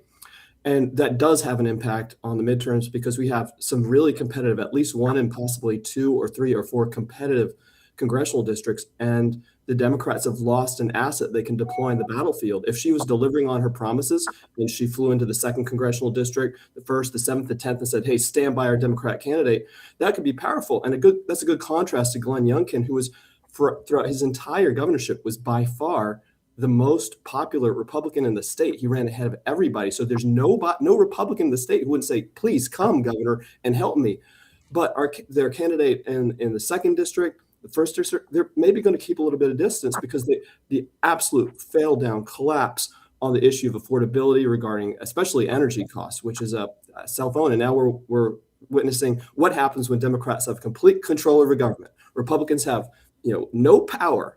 And despite that, they can't pass a simple budget, which is a great argument for returning Republicans to power to help balance out the radicalness of Spanberger in the 27 election. Hey, Matt, the only challenge to that is I think the Democrats will clearly blame Trump for the energy cost and the affordability issue. You can pin the rejoining the RGGI directly on the Democrats and Spanberger. That's almost $600 million in increased costs per year that all get passed down. It's a very clear argument to make. And, the Democrat solution to everything is to blame Trump. I'm not sure how much water that's going to carry when they have complete control. I agree with Matt here. This is the lead up to my question. How is it going to affect the midterms? Well, you got 2 races in Virginia that are competitive, that the Democrats are targeting big time. And you can talk about McGuire. It's a joke. They're trying to win the 2nd. They're trying to knock out Kiggins with Loria, who's just a horrible woman. In my judgment, can't stand her. And then they're trying to topple the potentially incoming Armed Services Chair, Rob Whitman.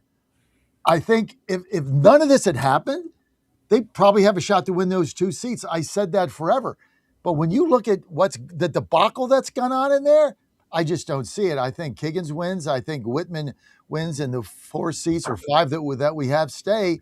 And to Matt's point, they can't deploy Spanberger. What are they going to do? Send Spanberger to Stafford? I mean, you got to be kidding me. There's nowhere to send her, so these congressional candidates are on their own. One of the problems, John, overall, is that there is no real media coverage of what's going on. The people who know what's going on and pay attention to this, the hyper-focus, they get it. But they're not undecided voters. Every day, people go to the gas pumps and they go, I'm winning or I'm losing. And if the Strait of Hormuz opens up and the gas prices come down appreciably before the midterms, then Abigail Spanberger is going to be more of an impact than currently. But right now, drawing on affordability, it's a net. I don't think it's an issue that Republicans really want to campaign on in the fall. They would like to, because that was Abigail Spanberger's campaign, but it was also a big part of President Trump's campaign in 2024, along with the border and immigration, which has been a very successful change for the country. And Donald Trump is rightly should be praised for that, at least on the Republican side. But from a strict analysis of what do you do and where do you marshal your resources and what do you spend your money on, that's going to be a net right now in June, the middle of June. If it's the middle of September, I just can't wait to see what the Democrats are going to campaign on when you hit September and gas is $1.99 or $1.87, because that's where it's going. I mean, it's going to go to $2 or under by the time you get to Labor Day. What are they going to campaign on? Well, I hope you're right. I'm laughing my ass off because they have nothing. I hope you're right. I am right. If anybody at the White House is watching this show, not that they're looking for a green light from me, but stop with the deal bomb the hell out of these people. Let's Thank you. eliminate the Iranian threat. Let's get this over with. I would say that even if there wasn't a midterm election domestically that had to be factored in here, but especially with the midterms, stop trying to get a deal that you're not going to get. Somebody told me yesterday, oh, the president really wants the Nobel Peace Prize. He's never going to get the Nobel Peace Prize. They hate him. So just go do what you got to do and stop worrying about public perception elsewhere. The only way to end this thing and bring the prices down is to control the Strait of Hormuz. Stop trying to talk to crazy people who want to kill us. And, I think that puts him in a better situation. And I'm going to continue to beat the drum that we're in this countdown to the shutdown in Virginia. It's interesting, the difference in media coverage, because I promise you, if this was Glenn Youngkin, the CEO of Carlisle and the Democrats who run these newsrooms across the state would be doing a daily countdown to stoke the fears of Virginians about this potential shutdown. They're not talking about it now, and I'm going to do my best to try to refocus it, to Chris's point, so that people are actually aware of the consequences that could be coming their way. There's nothing more impactful than gasoline prices, because the average person, that's a poll you take once or twice a week when you go to the gas station. And if John Fredericks is right, if gasoline is $2 a gallon by Labor Day, the Republicans not only control the Congress, they add seats in the House and Senate.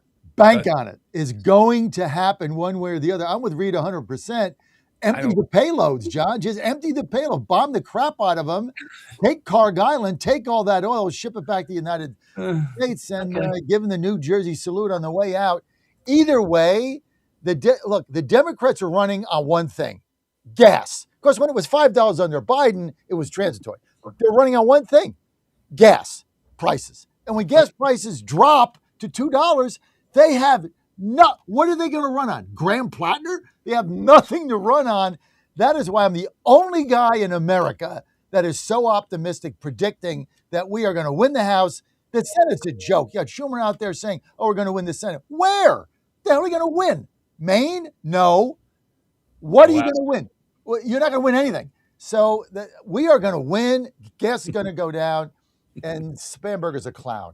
But anybody else can jump in. Well, I mean, I would add that while I don't know if they watch the show, they should, but the White House very much understands that if they don't get gas prices under control and we have a more optimistic view of the economy and the direction it's going to, it's going to be a very rough midterm. And they've done a rough midterm. They went through 2018. They saw what happened after that. So I think they're well motivated to do the policy changes in Iran and elsewhere to achieve the number one objective of the electorate right now, which is affordability. It's the A word, whether you like it or not. That's the truth. It's the most important issue. They're very keenly tuned into that. I think that's probably what's driving some of the strategy here, even though getting involved with Iran, I think, was one of those cases where a president makes a decision about something that might not make the most sense on a 1 or 2 year basis, but over a 10 or 20-year basis. We spent some political capital to make a substantial change in what they believed was solving a long-term problem. And that's some real long-term thinking, which you rarely see in electoral politics, is everybody's focused on the next 2 years, the next 2 years, the next 1 year, as we are in Virginia. But I do believe they're very sensitive to the midterms, and they're doing everything they can to address affordability and to, one way or another, wrap up the Iran situation. What do you think, Saxman? Yeah, I agree with that completely. I mean, I like the move on Iran. I like that they were completely exposed. Israel, took out their air defenses. It was the time to go remove any concept of a nuclear weapon for Iran, but also, to bring some stability to the Middle East long term. And all of our allies, the Sunni populations in the Arab world who don't like Iran, who are basically victims of Iranian just what we want to say, miscreants, if you will. But I think it was the right thing to do long term, as Matt said. The problem is gas prices, and they are not where Republicans need them to be. And we start voting in the middle of September. If they are not where the Republicans need to be, it's going to be a very difficult midterm. No one's suggesting otherwise. It's going to be very close. You can pick out any of the seats here, and just here in Virginia alone, Kagan's tough reelect. Rod Whitman, tough reelect. McGuire could be on the bubble. He's got a nomination fight all of a sudden. I think Klein's safe, but Abigail Spanberger just won 8-3 in the current environment, which is probably not improved since the 25 cycle. So the Republicans have their work cut out of them on the affordability issue, and that's what the issue of this conversation was. Do you run on it? It's a mixed bag right now, and I think it's a net. So Republicans probably don't. They probably want to run on other things to get their base out in a base election, which is what the midterms are. No doubt. The base is important. I went down to Norfolk last night. I'm making the trips all over the state again, even post referendum, when I was, trying to motivate the base to show up. Republicans need to understand in Virginia what is on the line here for President Trump, if they're big Trump supporters, because the anti-Trump crowd up in Northern Virginia, they're showing up just like they did last time. There's no doubt they are going to make their voice heard against anybody who's got an R behind their name, and we better show up to rebut it. We have a extra incentive actually to push our people out, especially in districts which are not perceived as competitive, like some of the totally safe Republican seats or some of the totally safe Democrat seats, and that's these 3 far left radical referendum that the Democrats have put on the ballot. And I think that they're counting on them to help turn out Democrats, but we can't miss the opportunity as Republicans to use them to turn our people out. Wait, Matt. Wait a minute, Matt. The leadership oxymoron, if you will, of the Republican Party of Virginia doesn't want to engage in those referendums. That's not true. Sorry, I am the leadership. You guys got a meeting tomorrow. That is No, not that's true. not true. You guys got a meeting tomorrow or Saturday or something about whether or not you're even going to engage. Let me address it. I understand there's been a lot of misinformation. So a couple of weeks ago, the resolution came before the State Central Committee to vote whether or not to get involved in this fight and to oppose the referendum actively, to get in the battle to lead it. And I voted in favor of that.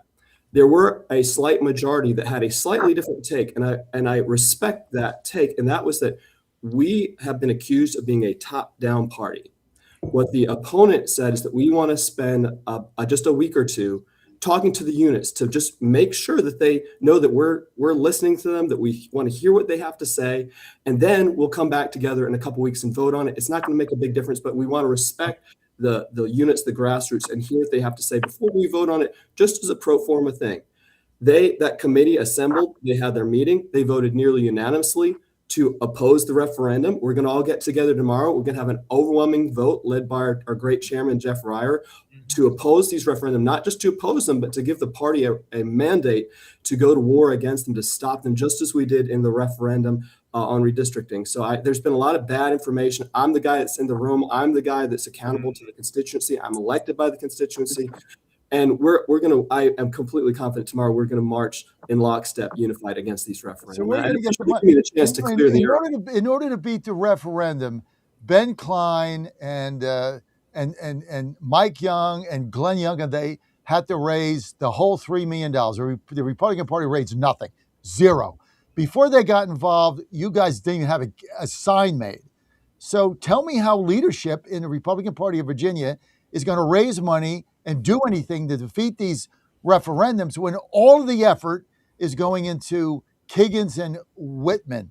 Just explain that to us. Sure. Look, by taking this fight on, it allows the state party to harness donors across the state who maybe were not terribly concerned about the 2nd Congressional District, the 1st, or some of these other competitive seats, and get them involved, get them to help fund our efforts. Because Chris made a great point. This midterm is more about turning out your base than anything else. And we've heard the old chestnut. Look, if we can get everybody that showed up and voted for Trump in the 2024 to show up in the midterm, we'd have a very successful midterm. We'd defeat all these referendum.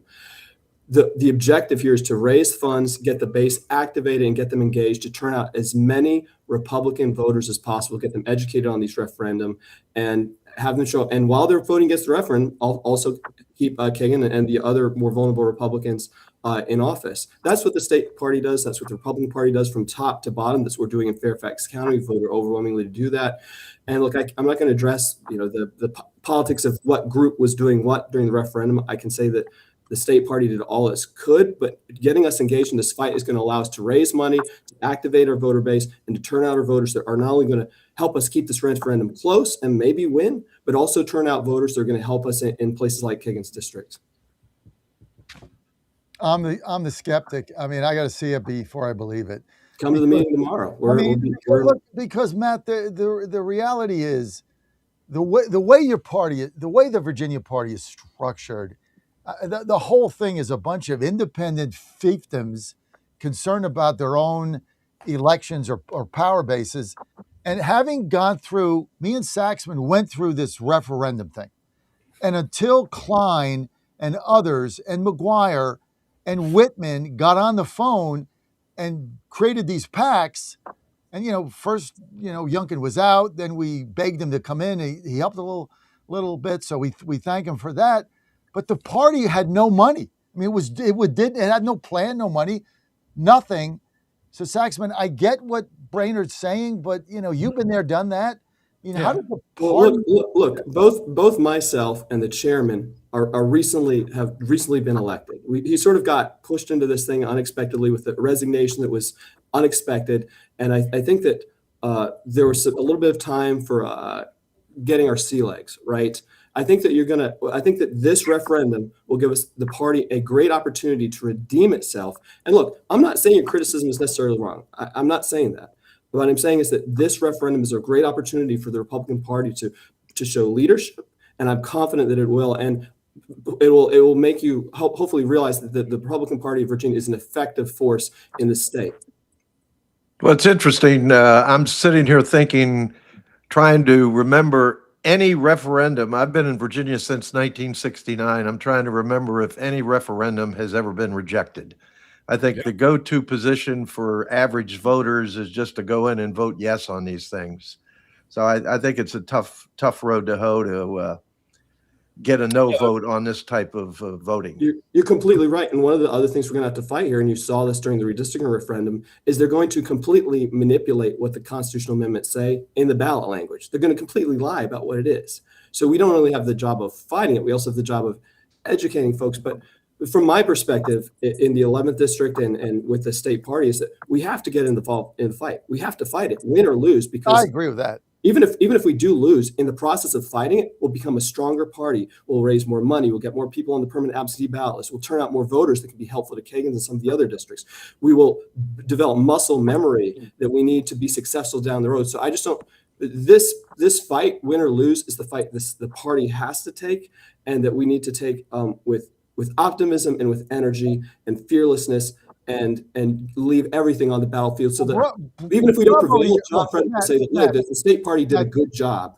Bravo for you for doing this. Okay. I mean, we all want you to do it. We all want the party to get involved. You got to motivate voters. And, the first vote that kind of rejected it, I guess I didn't know why, but it was like, typical. We don't want to do anything. It's like typical stuff. So I'm glad you set the record straight on that. And I hope you guys do something, get an army together, raise some money, and get people involved. Because if you don't try, like Chris and I say, the only shot you're not going to make is the one you don't take. So I commend It's also really important, John, that the messaging on these referenda is right to win over the undecided and the middle of the road voters. I mean, there are people in our party who disagree with me very strongly on gay marriage. And so they were kind of shocked last year when I said, hey, I hate this, but I'm going to have to vote no on the gay marriage repeal, even though I support gay marriage. The reason is that the Democrats have very cunningly inserted language that will turn this into a legal circus about the gender ideology issue. And so someone like me, who voted against the constitutional amendment back in 2006, who would be 100% supportive of pulling that out of the Constitution to reconcile our state constitution with the ruling of the Supreme Court, I can't go along with this gender ideology garbage. So I'm going to have to vote no. But if we go out on any of these issues and we use rhetoric which pushes away those undecided voters who aren't necessarily Republican, and maybe they've got second guesses about Abigail Spanberger and the Democrats, we could lose badly. And we need to be very thoughtful in the way we present these issues to the public. We've got great arguments that I think will appeal to middle of the road people. We need to be thoughtful about that. I agree with John. And look, every political battle comes down to using the right language and cynically enough, focusing on the most extreme outcome of any proposal. So, for example, if it was a straight up vote on, pro-choice versus pro-life, I think we know, unfortunately, how Virginia would go. But the way we phrase it is that, do you think that minors should be able to get a major medical procedure with not only without permission, but without even notification of the parents? That's the battlefield we'll fight on. On the marriage amendment, which was the Democrats are going to call it, the Love is Love amendment, we're going to campaign on, hey, this codifies radical transgender ideology that allows men to take scholarships intended for women under Title IX, allows men the constitutional right to invade women-only spaces, like, have some creep walk into your daughter's locker room or your locker room if you're a female. And, the referendum on the vote on restoring felons' rights, that's a little bit of a more esoteric argument, I suppose, but we'll find the right language on all three of these. I'm confident we can do that. And that's the battlefield we'll fight. And John's completely right about just, you can go with the language that 80% of people agree with rather than maybe 55 or 60. Yeah, that one is so interesting. The immediate restoration of voting rights for murderers and rapists when they get out of prison. Are you kidding? Who wants a murderer or a rapist to cancel out their vote or even have a say at the table about the administration of the state of Virginia?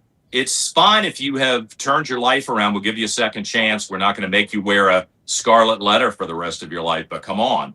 I think we've got potent arguments which can sway the electorate, but we need to be thoughtful, and we do need to raise enough money and have candidates who will sell those arguments to the public. Yeah, look, at the last meeting, I said to the chairman, I'm sure you can raise $500,000 almost immediately off these issues. And he looked at me and said, yes, we can. And I look forward to us doing that and way more than that, which is frankly what we'll need. But John is exactly right.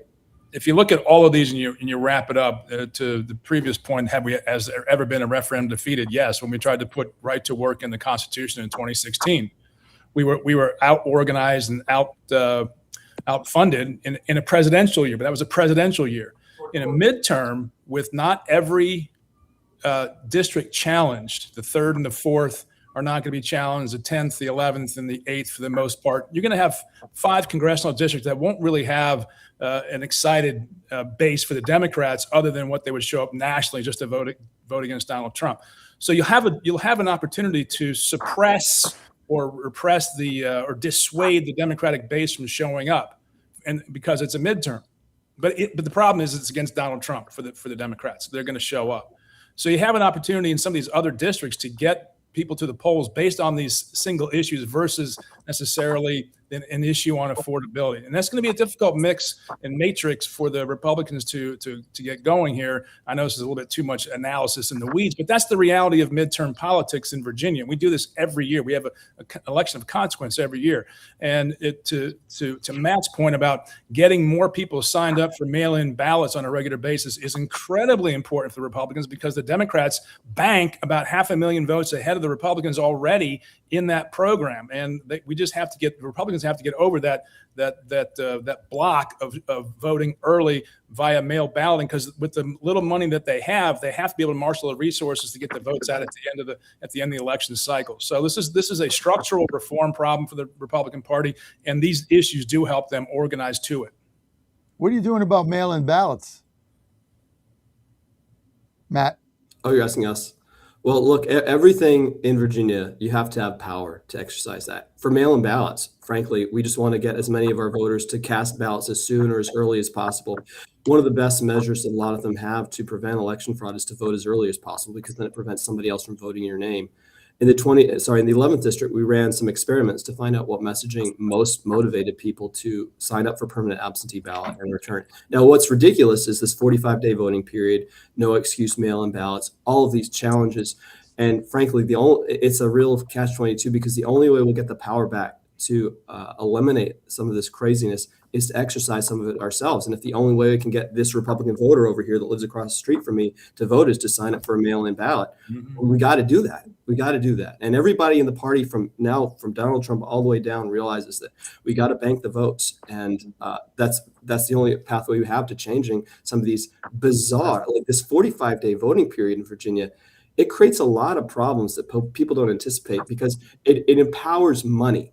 Because if you have to sustain a messaging campaign as if it's election day for 45 days, that gives tremendous power to the folks that have money. If you don't, you're running a grassroots operation. You're much better able to time messaging and timing to one day, to election day.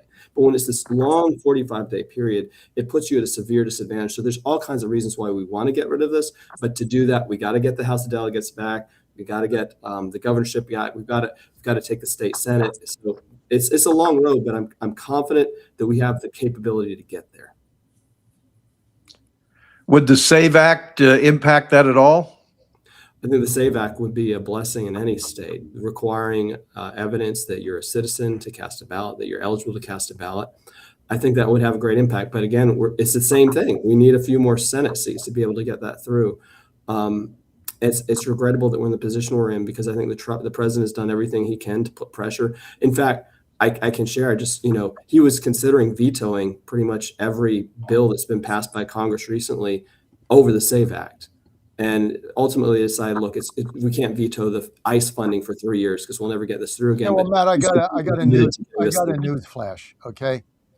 Every day he says, hey, John Thune's a great guy. Hey, John Thune's a great leader.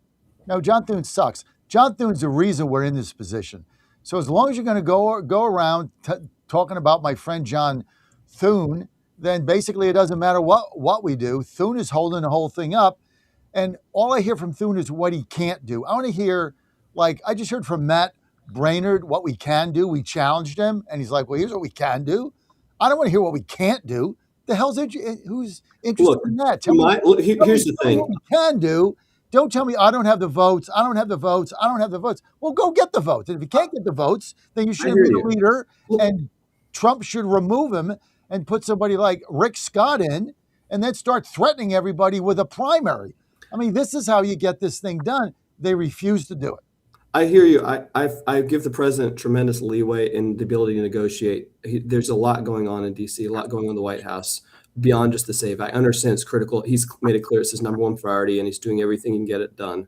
But from our perspective, what we can do here in Virginia is let's get him another Republican senator. We have a race this year for Senate. Even if we can't necessarily, I believe we have a possibility of winning, but if we can at least force the Democrats to devote some resources to Virginia and take them away from someplace else like North Carolina, we have the potential to help increase the number of senators, which makes it more likely that we get the SAVE Act passed. So I'm just sort of focused on things that I can do in the 11th district, we can do here in the state, and just pray and trust that the president is doing the best that he can with the cards he's been dealt, many of which we don't get to see. Reed, you just said you're going around to different places. When you getting feedback, and you went to Norfolk, I guess, last night, one of their meetings. What are you hearing on the ground, John Reed? Well, folks are looking for somebody who can rally them to have hope for the future, and I think there's hope for the future if we organize.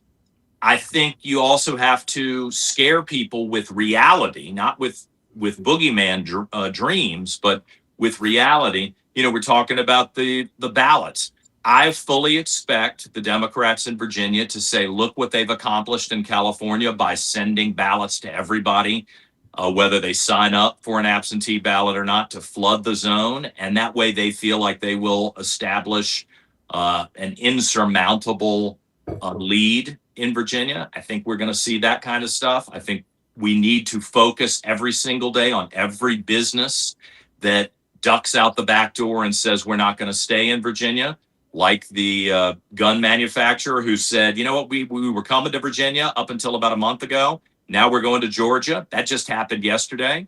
The Boeing officials who have said, you know what, we're going to start sending people back to St. Louis. I mean, there's a growing list of reasons that the average Virginian who doesn't walk around with an R or a D jersey on can be concerned about the leadership. And it's incumbent upon those of us who have a microphone and who are traveling to give our folks the ammunition to share those stories in their hometowns. And I think we can start to turn this around. But I do think it's I think it's a challenge, and it's probably not going to happen instantly. Although this is awful for Virginia, but the Democrats have given us a great gift by overreaching and behaving so badly in the first couple of months of the Spamberger administration. If we let people know what's happening, we could turn this around next year with the midterm elections in Virginia on a state-wide basis. And that would be huge. I still think the focus next year, and what do they say in athletics? The most important game on the schedule is the next one. So you don't want to look ahead to 27 yet, but the state Senate, if there's any way we could figure out a way to add a couple of state Senate seats, it would make all the difference for the future of Virginia. Saxman, tell me your analysis right now of the Mark Warner race. Well, it depends on who the Republicans come up with for their nominee. First and foremost, Mark Warner is not going to be challenged from within his party, which is a big victory for him. And he's obviously, for your viewers, he has his own personal wealth, probably approaching half $500 million himself. But he did pledge to run 2 terms, and he hasn't held up to that pledge. And that's a shot they can take. One of the problems is, unless you get inside the margin of error in the polling, you won't get national money. And that's the real problem for Republicans on a statewide level. You got to be inside the margin of error to get the national money to come in. So I would have to start out at a +7, +8 for Mark Warner out of the gates. That's just where I think things would land in a generic race with level funding, but they're not going to have level funding. We're at D+3 state, and look what happened in the referendum was D+3, right? So there's that. But the Republicans, to Matt, John, and Jim's comments all along, there's a real opportunity for the Republicans to put together all these issues and create a framework on a theme and a narrative of what they really believe going forward in this new populist era that the Republican Party finds itself in, and led by Donald Trump. Because you have to come out and say, this is the grand vision, which there really hasn't been. Wrapping it up into a framework like Morning in America for Reagan, or whatever the theme you have to build around so people get it when you talk about it, because they've done extraordinary things. Look at Venezuela. The growth potential in Latin America and the Western Hemisphere is extraordinary. South America has more people than Europe. It is a very Catholic Christian continent, and Europe's, for all intents and purposes, a museum. But you talk about growth in the Western Hemisphere, and no one's seeing this on the radar screen, and what it could mean for American wealth and prosperity long term is extraordinary. And I think you got to be able to wrap all these different elements to the Trump agenda and put some sort of theme and narrative on it, because he's not going to be on the ballot in 25, and the Republicans have a real difficult time getting those low propensity Trump voters to show back up in 28, and that should be a real concern for Republicans, not just in Virginia but in every other state. It's interesting to see these 3 candidates. They are working hard. They are traveling all over the state. Kim Farrington, who was a CPA and worked at the White House and the Pentagon, and is billing herself as somebody who can find waste, fraud, and abuse in the federal budget. Burt Miyazawa, who was a general, who, it's been interesting. I sit there and I like when Burt is kind of curt with people. I don't take it as a negative. I see it as somebody who's in charge, who knows what he wants to say, and is kind of serious. I've then walked out with a group of ladies who've said, wow, he's really kind of tough on people. And I'm thinking, well, actually, that's not a bad thing to have in the U.S. Senate, somebody who's going to go knock some heads together. To your point, John, like, we need the votes. We're not interested in your personal feelings. You're on a team. You got to get stuff accomplished. That's positive. David Williams, also a military guy. So they're 3 pretty solid choices, not well-known choices. And I think people could, dig into their conservative credentials if they want to going forward, so that they don't have a disappointment potentially. But I think we've got 3 potentially strong candidates to go up against Mark Warner. And here's the other thing nobody's talking about. Mark Warner in 2026 is not the Mark Warner from 12 years ago. I mean, And it's not the Mark Warner who was governor of Virginia. He is really slowing down. Mark Moran, who was going to challenge him within the Democrat Party, but then suddenly his signatures disappeared and were never delivered to his office, supposedly. I mean, have you heard that story? Oh, yeah. Mark says that Mark Moran says that Mark Warner has dementia. Now, I don't know that, but I've heard that. And if that's true and can be documented, then there are a couple of things that could really change the nature of this race going forward. Well, I've heard that he slows down in the afternoon. To the extent that I don't know, but I take a nap every afternoon too. So I agree with you on Bert Mazarek. I love when he gets into it with voters. Hey, dementia may be a resume enhancement for Democrats. Well, it could be. All right, guys, we've been there, done that. I got to get a winner for the College World Series. Winner, chicken dinner. I'm going to skip NHL hockey because we all think Carolina's going to win. I think certainly me and Jim do. And I bet them last night. Go to GodzillaWins.com. Winners every day, all for free. I'm unbelievable. It's just the winners I get is incredible. Anyway, winner, College World Series. Who will it be? Hobgood. Georgia. Matt. I thought this was a political talk show. I have no idea. Okay, Matt's out. Saxman. Georgia. Reed. I'll say Georgia, but I'm excited about the UFC match on Sunday at the White House. Are you going to that? No. John Fredericks. Georgia. Not even close. They're so good. So good. That team. Really good. Oh. Okay, guys, that's going to be it. Thanks for being with us. John Fredericks Media Network. Michael Patrick Leahy next. Reed